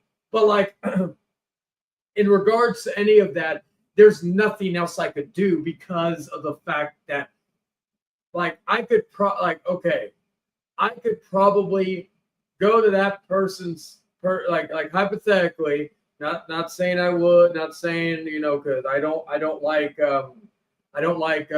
violence towards women or anything, but I could probably go to that person's sister's house, bitch slap her across the face, not throw her through a window, and fucking dance on the fucking carpet, and then run out, and I don't have, and even that won't do anything. Police will be called, sure, but it's the idea that that's like I could do anything, and that won't happen. So with me personally, it takes a lot to get under my skin nowadays. So I don't need. They can fucking try all they want. It's not going to get me. I got other ways of handling it, and that's called being an adult. Same with me, and you know that. And if there was a problem I have with someone with certain jokes or whatever, I would have told them privately, don't do that anymore. And he knows. Yeah. So my thing is that like people I've dealt with are nothing, and you say, well, you're talking to, like, who am I talking about? I'm not name dropping, not really giving too many hints, maybe one or two, but nothing. Like, again, as I've always said, if you think it's you, probably is. But I don't like. That's a throwback. Like, I've showcased certain people on this channel long enough to where I don't need to fucking keep doing it because personally, all that. Let's see, what's up, AX, and let's see, DJ Sabero said, I want to talk to y'all about analytics and see if any of our promotions on Facebook is doing anything positive. Facebook's kind of dead to me. Maybe it's just Facebook. It is Facebook. Every time I promote on Facebook, it doesn't go anywhere.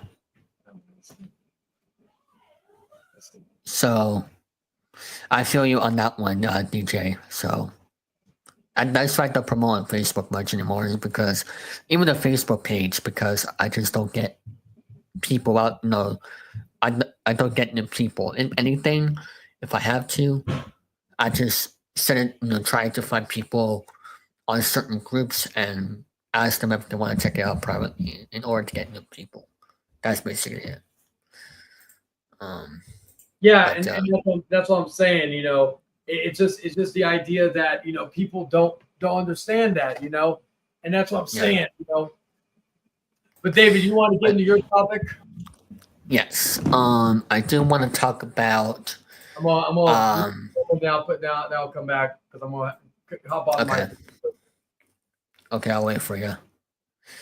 While he's gone, in the meantime, feel free to check out the next episode, 08,000. This is Friday at 10:30 p.m. Eastern. As for the interview with anyway. What? I know what you said. Promoting whore. Did I stutter, motherfucker? Anyway.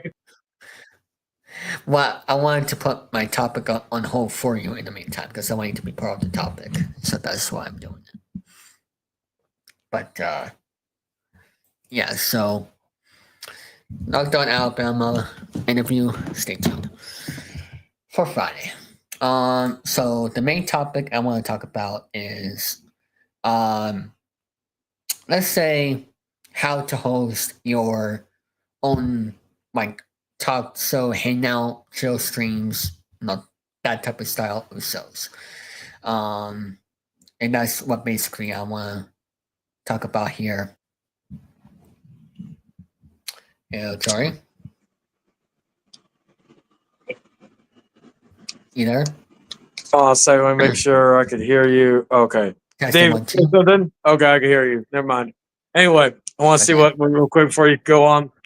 Heck, I've been gaining weight and muscle due to all the heavy lifting I've been doing at my volunteer job.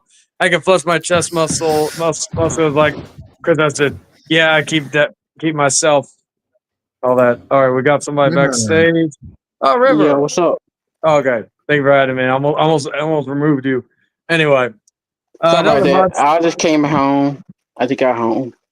Oh, heard. Yeah, people think I've got nothing going on. Yeah, like I've been like again, like here's another thing. Some people like criticize like certain things, right? Like I I'll like go back to my yeah, I do a lot of cardio, and I do a lot of where's my other pack of cigarettes? And I'm actually gonna start getting more into a workout regimen. I'm gonna start taking some multivitamins and stuff like that, just so I can get back. Because especially when November comes, I got something special going with Dragon. We'll talk more about that on a later date. Some of you know about this behind the scenes, but nonetheless.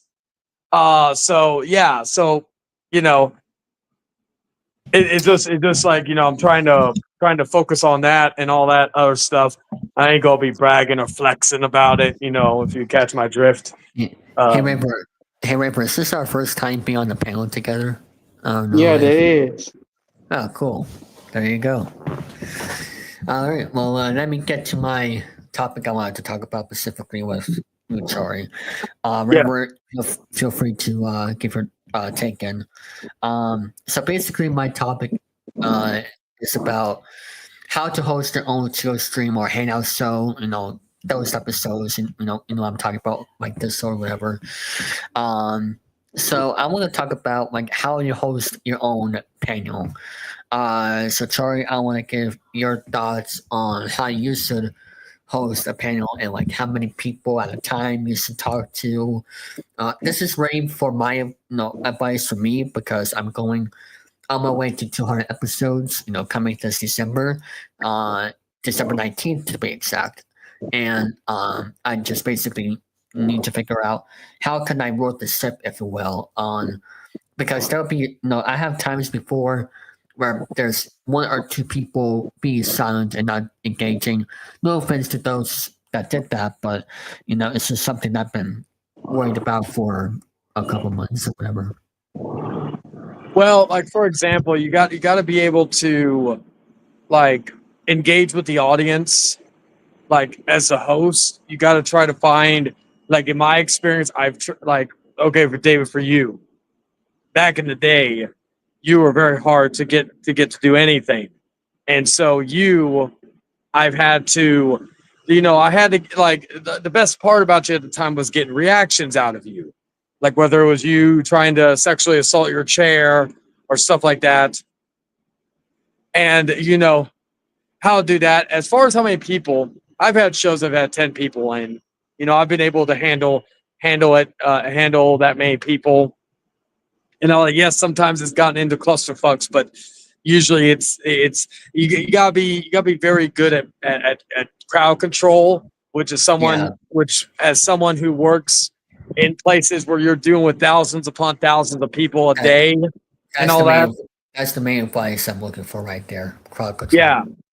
Yeah. As someone who deals with thousands upon thousands of people a day at my place of work, I gotta, that's the one thing like about YouTube. I actually had a conversation about this a little while ago with NF Punk and Poseidon. I'll call him Poseidon, and I think Cabal was in there too. Shout out to all of them. But like I had a conversation about that.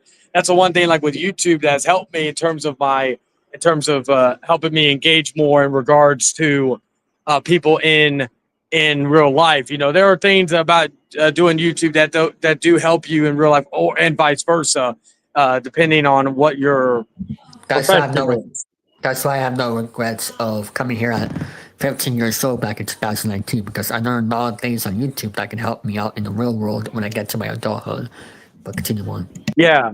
So yeah, crowd control is your especially depend like if you like, and if you can't keep a conversation with somebody, and this goes out to anybody, and if you cannot be entertaining on your own, yes, I have other people on. We jaw jack back and forth.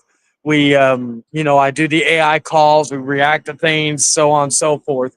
But I've done episodes where I go an hour, 2 hours by myself. I've done episodes where I am the sole runner of this show, and I'm not having to deal with any bullshit, right?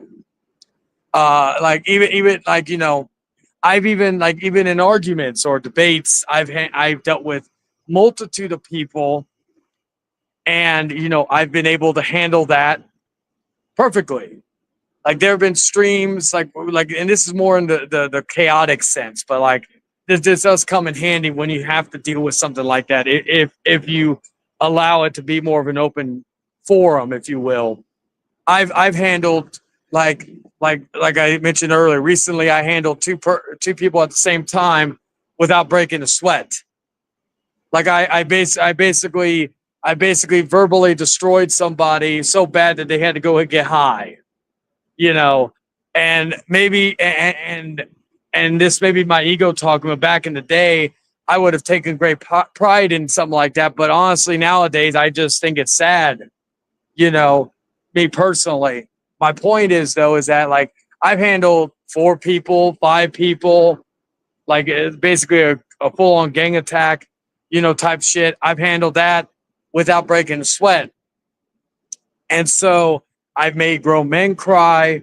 So I'm reason why I'm saying all this is because I am capable of handling of doing crowd control in good and bad situations. Because especially like in a case of this, if you have an open platform where anybody could come in, you are going to be dealing and if it's basically an open door, anybody could come in. You are going to sometimes be dealing with idiots. But the thing is, also, with my reputation on this platform, they don't come in because they know that they're not going to have any sort of advantage and all that. It's going to be an even playing field. But even if I allowed 5 people and they started chaos, but it would still be an inevitable defeat on their end. My point is though, is that because that's the thing, you gotta think of it as work, right? You're gonna deal with customers who are, hold on a second. Told you to go cover my hours tomorrow. I work tomorrow too.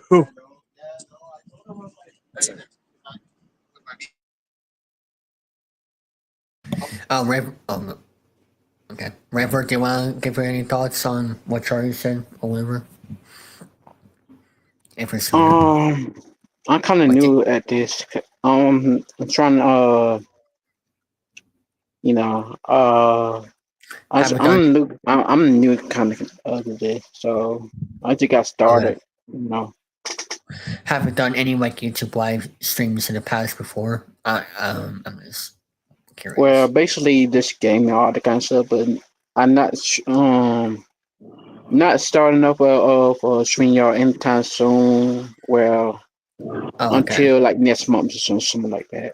All right, I'm back. So the reason why, okay, so this is a perfect example. When you're in customer service, and this goes to plethora, because I've worked in different forms of customer service. I've worked small like gas stations. I've worked at stores. I've worked at fucking movie theaters. I've worked at big event centers. I've handled crowds big and small.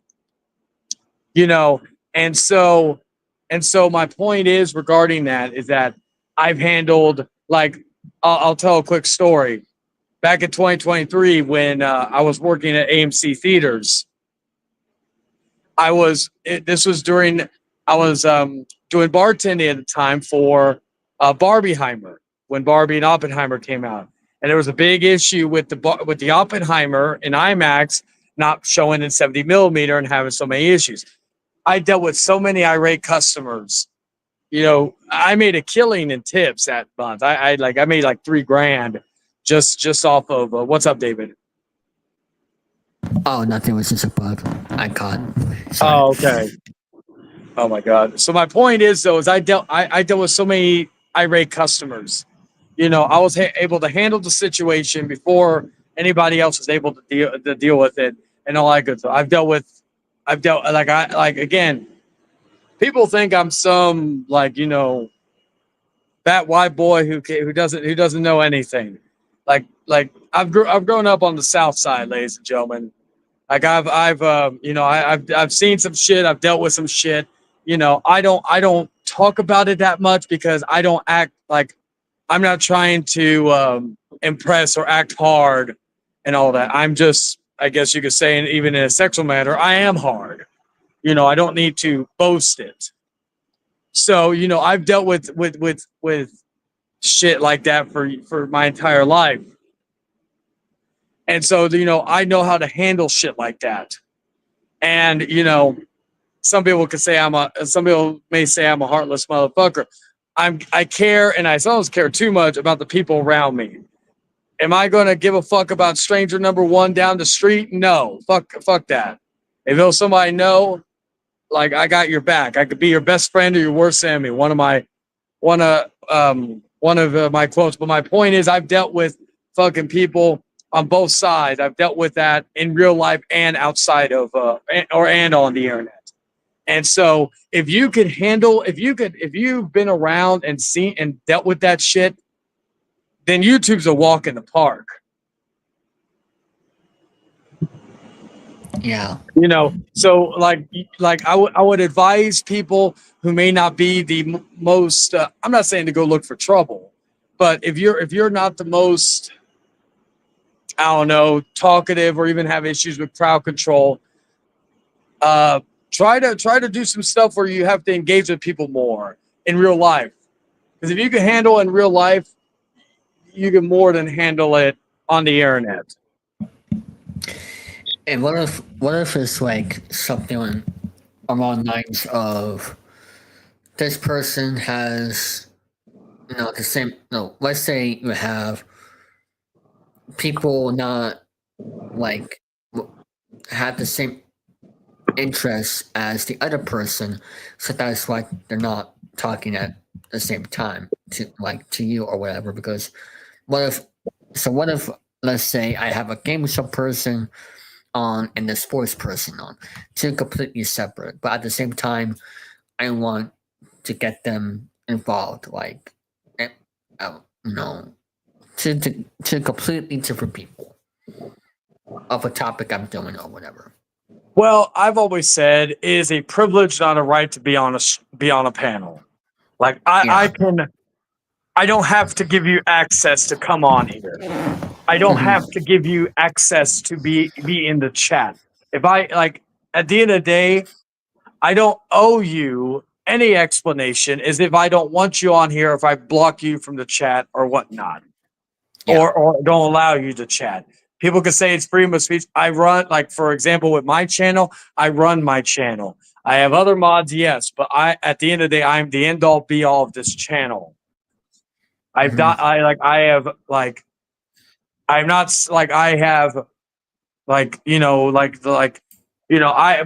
reputation and my viewership speak for itself. You know, and the one thing, like, for example, with me, I'm a variety channel. So like I'm able to try to fit anything in there. Now, if it's a specific topic, like, I don't know, wrestling, I would not, like, no offense to you, David, but I would not have you on there because you're not that experienced at all of wrestling. Yeah. Even if I want more people in, that would be something. They would just not be. Any criticism you would give is not valid. And I don't mean this in a negative way, but it would be like me giving criticism. Like, I troll you about the Yankees. I don't really know much about the Yankees, and to be quite honest, I don't. Or not the Yankees, the Red Sox. I troll you about the Red Sox. I don't know anything about that much about the Red Sox nor the Yankees, and quite frankly, I don't give a fuck. That's just me. Yeah. You know, Yeah. like, you know, but like, so like if you're doing a baseball segment, I'm not going to join in because I have nothing of value to offer Yeah. it. It's pre-recorded anyway, so that's besides the point. But I get it. Let's see what Adam said real quick. He says, some people have proven that they don't deserve a voice. I get that. I'm no Edson Lamb, but at least I am not consistently. Yeah, like here's the thing. Here's the thing. You know, there are people out there who try to give advice, who try to act like they are not they're great people. They're not. They don't like honestly, they don't deserve a voice. They don't deserve, you know, any sympathy.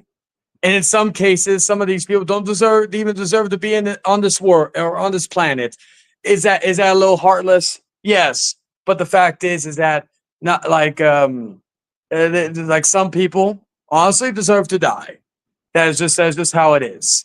You know, and you know, like, do we really like okay, for example, when Osama bin Laden was killed, do we really, is there anybody that really like had an idea that, oh, he didn't deserve to die for all the atrocities he committed?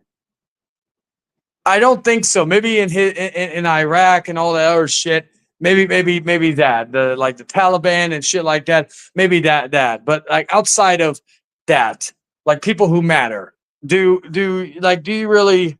Does anybody really feel like Osama bin Laden didn't deserve to die? I like anyone? Nobody? No, to be honest with you, no. Yeah. So that's just how it is. Heartless, yes, but again, so, like, I don't mean to get political, and and you know what? We didn't really get into conversation about this, but I'll try to. I want David to finish before I get into this conversation, and now probably be the ending topic because I think I went through everything. Yeah.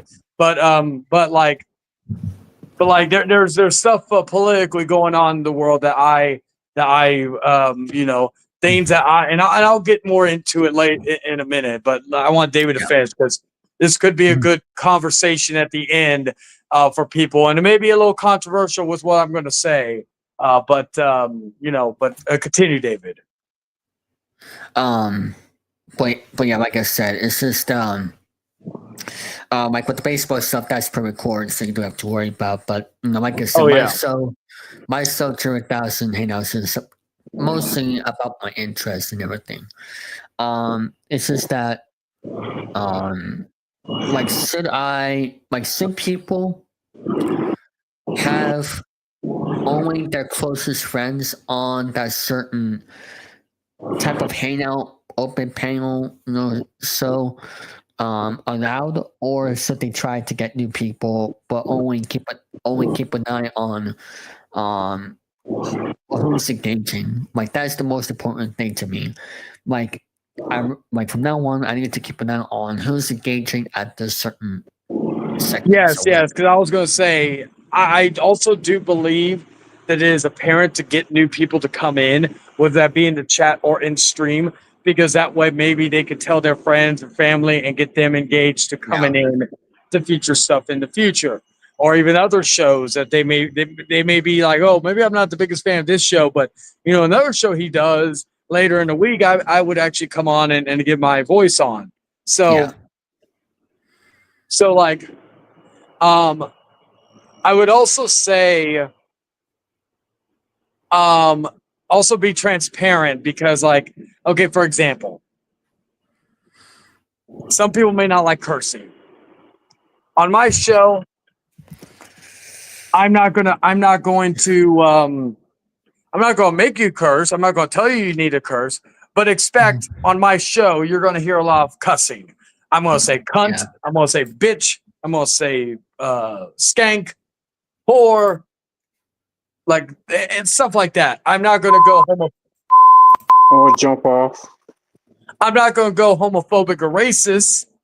You know, I guarantee you, when I said about the monkeys using their hands to walk, people are probably going to try to use that as a race term, and that's going to be apparent when I talk about Sydney Sweeney in a minute. But oh boy, yeah. But my because I have a lot to say about that. I wish I did this when Jordan was still here, but you know what? Fuck it. That's We'll- fine. But my point is that like that's you gotta also know your audience and and also as an auditor, you gotta also see what is because like honestly, there's only two people, in my humble opinion, who have a say on what goes on this show. That is David. That is Jordan. And I also told David regarding this, since it is on his platform, all I wanted was free creative control, or not free, but creative control on this show. However, I'm not some tyrant who's going to say every time. And again, I know no hate on Hogan, but that doesn't work for me, brother. I am open to listening to input, but I am not going to change my values to appease somebody else, because again, the beauty of this show is I could do it on this channel, I could do it on Network 3000. If I can't do it on Network 3000, I could do it on here. So it's just how it is. Now give me a moment, because I'm going to go back onto my computer.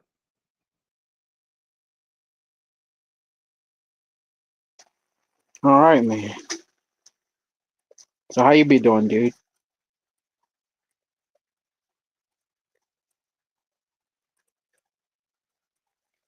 I can't hear you. You might go mute. Damn it, I'm sorry. I'm doing good. My microphone has some mute buttons. So I can bring it on the road. Oh, you good, man. You good. Yeah, that's what's good about this microphone right here, so I can bring it on the go with my app, or whatever the case. Right here. It's a Yeti microphone, for those who are wondering. Oh, okay. I need to give me a new mic actually, so I'm gonna try to do that. You should get since you'll be up walking around and just all that good stuff, you should get a Bluetooth microphone or whatever. Honestly, a Yeti would work. I've heard good things about that, so that would probably be what I would do in that regards. So yeah, I need to go plug some. Oh, they're gonna have a camera on for this. I am, but I Okay. just need to plug something in real quick. Oh, okay. But yeah, that's. What do you want to say regarding this, David, before I get into the next bit of? I was just about to say that's all the advice I need, and just needs to bring me back to my old memory that what I need to do is, find the right segments people enjoy, and just see who interacts, who engages or not. And if they don't engage, well, too bad. They have to be in a live chat instead. So that's basically it. Okay, now let me go back and look at the topics real quick so I can see. Okay, so yeah, Sydney Sweeney is the last thing we're going to talk about. Okay, so I don't care if this gets me canceled. And let's see. I'm gonna do something. I'm going to see if I can do this. Hopefully this video doesn't get taken down for this. But if it does, I'll bring it right back up. I'll just remove this part. Anyway, let me see. Oh. There.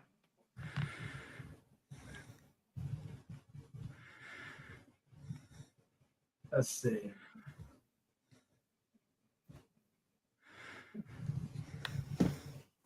All right.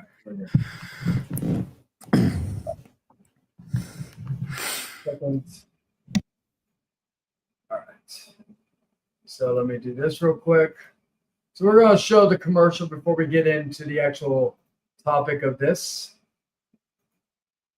Oh, I think I know what this commercial is going to be. All right. Look at the lovely Sweeney there. Anyway. Yeah, this one. Let's play it. Oh, It's on mute. It's muted. Okay, let me remove that real quick.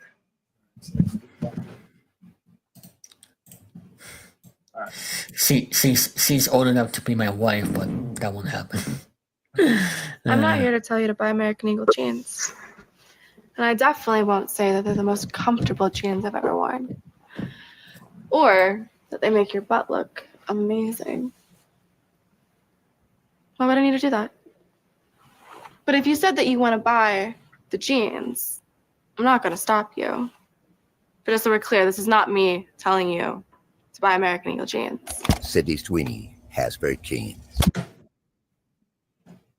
All right, so basically, no, there was other ads. I think. Yeah, there were a lot others they taped on that suit. Yeah, so they did a few of them, but we'll just show that one. Just go out with Tim Fate. Stop share screening and get out of that. All right. So anyway, so of course, okay, actually let me find it. I want the one that, because there is one that really got like some hot water. See. Oh, really? That one too, but it was like, so let me see. I thought it was all of them that got in hot water. It was see, I'm trying to find the It's just so sad that what our society is today. Great kills me. Let's see. You know what this type of toxic political drama reminds me of, Jory? What's up? People hate Clinton Clark. Who is that? Oh, it's a rising WNBA star that's taking the whole sport by storm. And when she got first into the league, just people were hating her because I guess it had to do something with her being white and many other things. I know you're talking about. Yeah. Okay, I can't find. They must have removed it. But anyway, so basically, you know what I'm talking about when this reminds me of the Quentin Clark situation, right? Yes, yeah. So okay, so here's the thing. There was another one that came out before this, was talking about her eyes and all sorts of like blue eyes and stuff. Okay, so caused a lot of controversy. Honestly, in my opinion, stupid controversy. And this is not more of a conservative and all this other stuff. Or I'm more of in the middle, but I do have more conservative views than like Democrats, fucking shit like that. And I'm not going, and anything that I say, I'm not trying to piss off anybody I'm friends with that are Democrats or anything like that. But here's the thing. There are some people on both sides that are thinking this is stupid, which it is. They're thinking that this whole thing is promoting racism, is promoting Nazi. It never was meant to be. Like okay. For example, River, like if you take offenses, I apologize. Like what if a black chick did the same act? Guarantee you, even if somebody did that, even if people attacked, they would have been called a racist. They would have been called this, that. Yeah. If a Hispanic chick, just to be fair, a Hispanic chick did the same thing. If they had an opinion, didn't matter what race they were. It doesn't have to be white, just anybody. If it was anybody that wasn't Hispanic, or if it was a black chick, wasn't black. Somebody said anything, it would be called a racist. If it was a Chinese, Vietnamese, Korean, whatever, like fucking like Indian, whatever, same thing. So, my whole thing is, was it an illy conceived commercial at the end of the day? You could say yes. However, the idea of people, because I had a talk with Victor about this last night. And I was like Victor, like, because again, sometimes you can't have a civil debate with other people on opposite parties politically. But Victor and me did, and all that. I had to break the news to him when he was saying that Sydney Sweeney got canceled. I'm like, she's filming Euphoria. I guarantee you, when Euphoria season 3 comes out, they're gonna forget all about the stupid commercial. Yeah. It's just the idea that, and Sydney Sweeney in this commercial, the whole point of this commercial is to do one thing and one thing only. Use Sydney Sweeney and her sex appeal to get people to buy American Eagle. Now, I love Sweeney. I was one of the simps that was going to buy her soap bar. My lovely fiance and I were waiting in the queue to fucking buy the soap bar, but it kept crashing. I'm not going to deny it. That's where the idea for the David Cumstain soap bars came from. By Dr. Squatch. Get one while you can. Anyway, I love Sydney. I think she's very talented, not only looks-wise, but also as an actress. If you've not seen Immaculate, go check it out. She is phenomenal in Euphoria. I never thought I would be a guy that would enjoy Euphoria, but I do. But these people that are going after her, especially going as far as going after her for her political beliefs. If she's a Republican, so fucking what? Yeah, for real. If she voted for Trump, so fucking what? I have my own criticism of Trump. I will also say I feel like he had the balls to go and nuke or bomb Iran and bomb their fucking nuclear places. Whether or not they fucking took things, they destroyed everything is irrelevant. The fact is, he had the balls that some of these fucking presidents don't have the balls to do. I feel like he's had just as big of balls as George Bush back in the day with taking the war to Iraq. My point is that fucking Trump did that. But I will also be fair. If he's in the Epstein files, which again has been heavily alluded, but we don't know for sure, that will probably be discussion whenever that gets leaked, because I do want to go into political conversation with this show as well. But if he is in there and there is some heinous thing that he has done in those things, fuck him. I'm not someone who is loyal to one particular person when it comes to politics. Although, so who cares if Sydney Sweeney voted for Trump? I voted for Trump. Come attack me. I'm shocked that some of these people, when they've attacked me over the years, I'm shocked they never used that as a reason. You're a stupid idiot if you think if that's your reasoning. Now to be fair, most of the things that people use to attack me is fucking stupid, if I'm being perfectly honest with you. But my point is that like the Sydney Sweeney thing, people wanting to cancel people. I'm glad people of different races are actually defending her in the scene, but again, they're getting attacked. It's like the Brock Lesnar thing. It's like the Hulk Hogan thing. If you say one nice thing about somebody or try to defend them, you're labeled as a racist. You're labeled as a pedophile. It's very sad. It's very sad. I mean, especially that. I mean, with Hulk Hogan, that's no. After he passes away, that's heartbreaking. But I get it that he's done nasty things in the past. But anybody, just anybody in general that has voted for one person, left or right, gets attacked no matter what. No matter what, left or right. I'm going to say something very controversial about Hogan. He said he said the N-word a few times. And River, if you take offense to this, I apologize. But like River, you're pretty straightforward. You I don't see you getting easily offended by stuff. But if actually I'm mixed, so I have no effect. You're mixed in terms of race. Yeah. Oh, okay. Well, I have no effect. Even if you were, if you were full one or the other.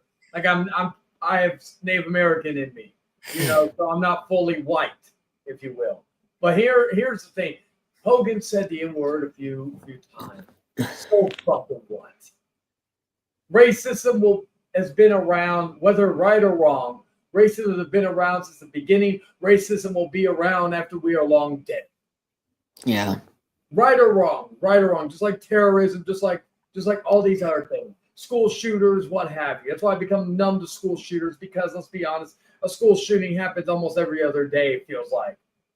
A school shooting happens, yes, it's awful that these kids lost their lives, but I just say, oh, it's another Monday, it's another Friday, it's another Tuesday. Mass shooting, same thing. It's part of our lives, unfortunately. As much as we would like for it not to be, it is part of our lives. Hogan said the N-word a few times. So fucking what? Hogan also voted for Trump. So fucking what? Like, oh, don't forget about Rich McMahon. He said it one time. Yes, he said. Now with Vince, he's done heinous things.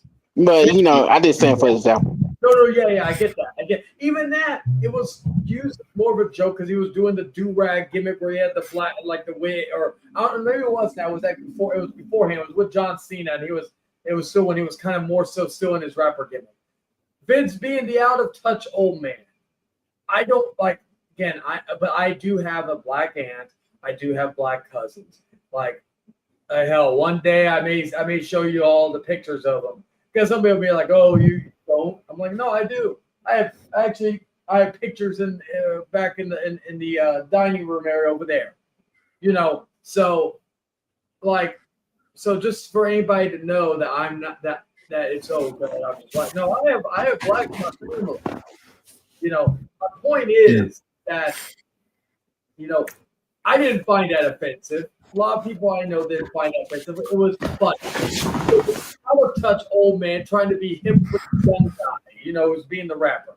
Okay, it was funny. It was played for laughs. I found like Roddy Piper doing blackface. I thought it was so stupid. Or they removed the Nation of like DX Parent in Nation due to fucking X-Pac being in blackface. Who the fuck cares? Like, again, there have been it's okay because there are racists in all races. It is not just a white thing. It is not just a black thing. It's not just a Hispanic thing. There are racists in all cultures. So going back to Sydney Sweeney, the people that have been attacking, that have been fucking like these are the people that why I like their time. Like, I am grateful for the internet because again, I wouldn't know people like David. Wouldn't know anybody maybe like River, Jordan, whoever. But this is the reason sometimes why the internet should have never existed, because people who don't matter, who are fucking imbecile, who are retarded, who are stupid, shouldn't have a voice. You talk about freedom of speech, right? Yeah. People abuse that and they take it to whatever range. You don't deserve to have a voice. People I dealt with on a stream a few days ago, they don't deserve to have a voice. People I've dealt with over the years don't deserve to have a voice. Luckily, some of the people, their voices have been silenced because they can't show their faces out of embarrassment of being owned, destroyed verbally, what have you. But like that, these randos on the internet fucking act like they know everything. They haven't dealt with shit. Again, I will reiterate this, and I will let David and River if he wants to give his thoughts. People talk about black people going through slavery. You know what the natives dealt with? They dealt with the Trail of Tears. They dealt with shit like that. Yeah. Hell, if you want to get biblical, Jesus was fucking treated like a slave before he got hung up on the cross. We'll get biblical here, and I know I'm not a religious person, but let's just be real here. Even Jesus Christ himself was a slave at the end of his life. I implore somebody to tell me I'm wrong. Tell me when I'm telling lies. Go ahead. Let's say if January 6th, I know I'm going way back here, but let's say if that didn't happen, I mean, one of the big negatives I have of Trump because the whole January 6th thing, right? What if that didn't happen? What if that didn't happen? Will this be going on? I don't know, but like people do use any excuse to fucking go attack Trump, rightfully or wrongly. Again, I've criticized him as much as I've praised him. But also, I want to add something real quick. I have. Go ahead, David. Go ahead. I have a lot mixed. Now, I don't like the stuff. A lot of stuff that he hasn't.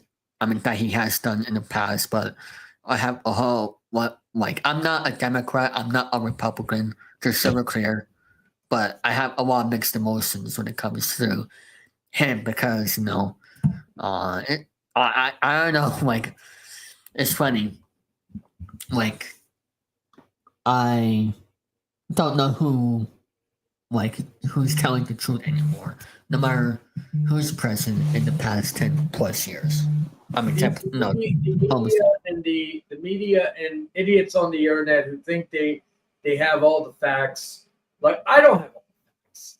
David doesn't have all the facts. River doesn't have all the facts. Jordan doesn't have all the facts. Like, we don't. The fact is that a lot of people act like they do, and they're fucking stupid for it.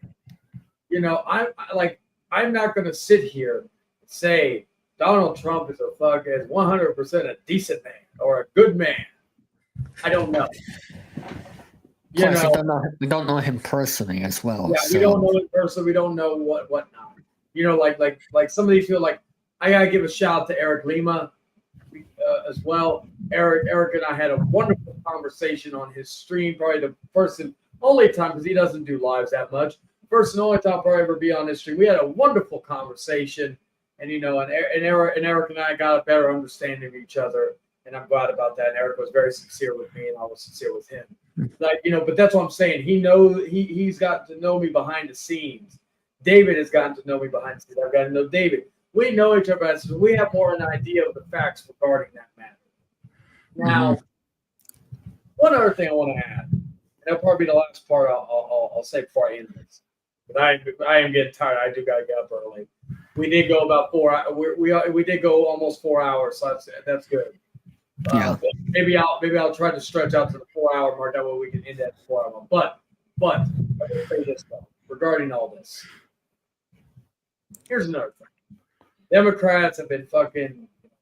We talk about how Democrats, a lot of people. I mean, no disrespect to certain people who are Democrats. But there's an old joke going around that Democrats are the biggest pussies in the country, and I didn't really believe that until a few days ago, and I'm going to tell you why, and I'm going to go into an article, and this is to show that these people that we have in office, whether it be in our local offices or our overall country office. Let me actually, I don't need it. I was go by anyway. So my point is, there's a law that's most likely going to pass here about some geographical map thing, has to do with the census, stuff like that, right? And the Democrats here in Texas know they are going to lose this vote. It's a foregone conclusion. Now, what did they do? Did they stay and fight the good fight, take the L, most likely? Did they stay in their state and try to maybe even protest it with a lot of these protesters are protesting Trump and ICE and all this other bullshit? That's not going to change a damn thing. Like I said, you protesting about Trump, he's going to be president tomorrow. Illegals are going to be taken every day. Also, if he passes away, we're still going to have TD bans. Yes, my point is that illegals are going to get rallied up and taken away by ICE. These things are not going to change. Tariffs, I'm not the biggest fan of tariffs, but that's still going on. My point is, are two wings of the same bird. Obviously, they're both on the same side. Yeah, like sometimes and here's the other thing. This is one thing that I've learned from Republicans. I feel like they're more of the aggressors and fighters in this one. And here's why. When I said, did they stay and protest with the protesters about this? Or did they run to a different state, to a different city, and seek refuge?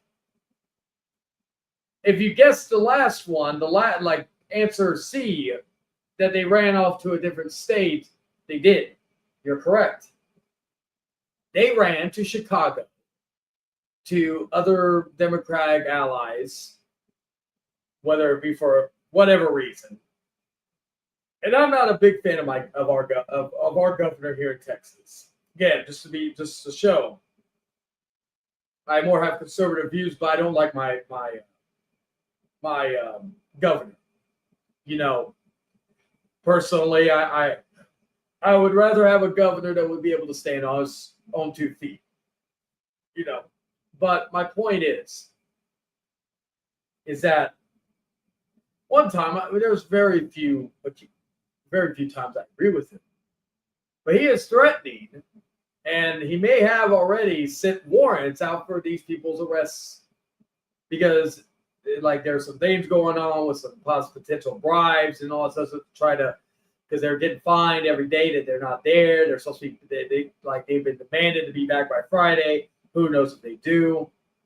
But instead of you know what the funniest thing is to me? The people that were protesting, the Democrats that were protesting against Trump, against everything, and their leaders in the Senate, in the House,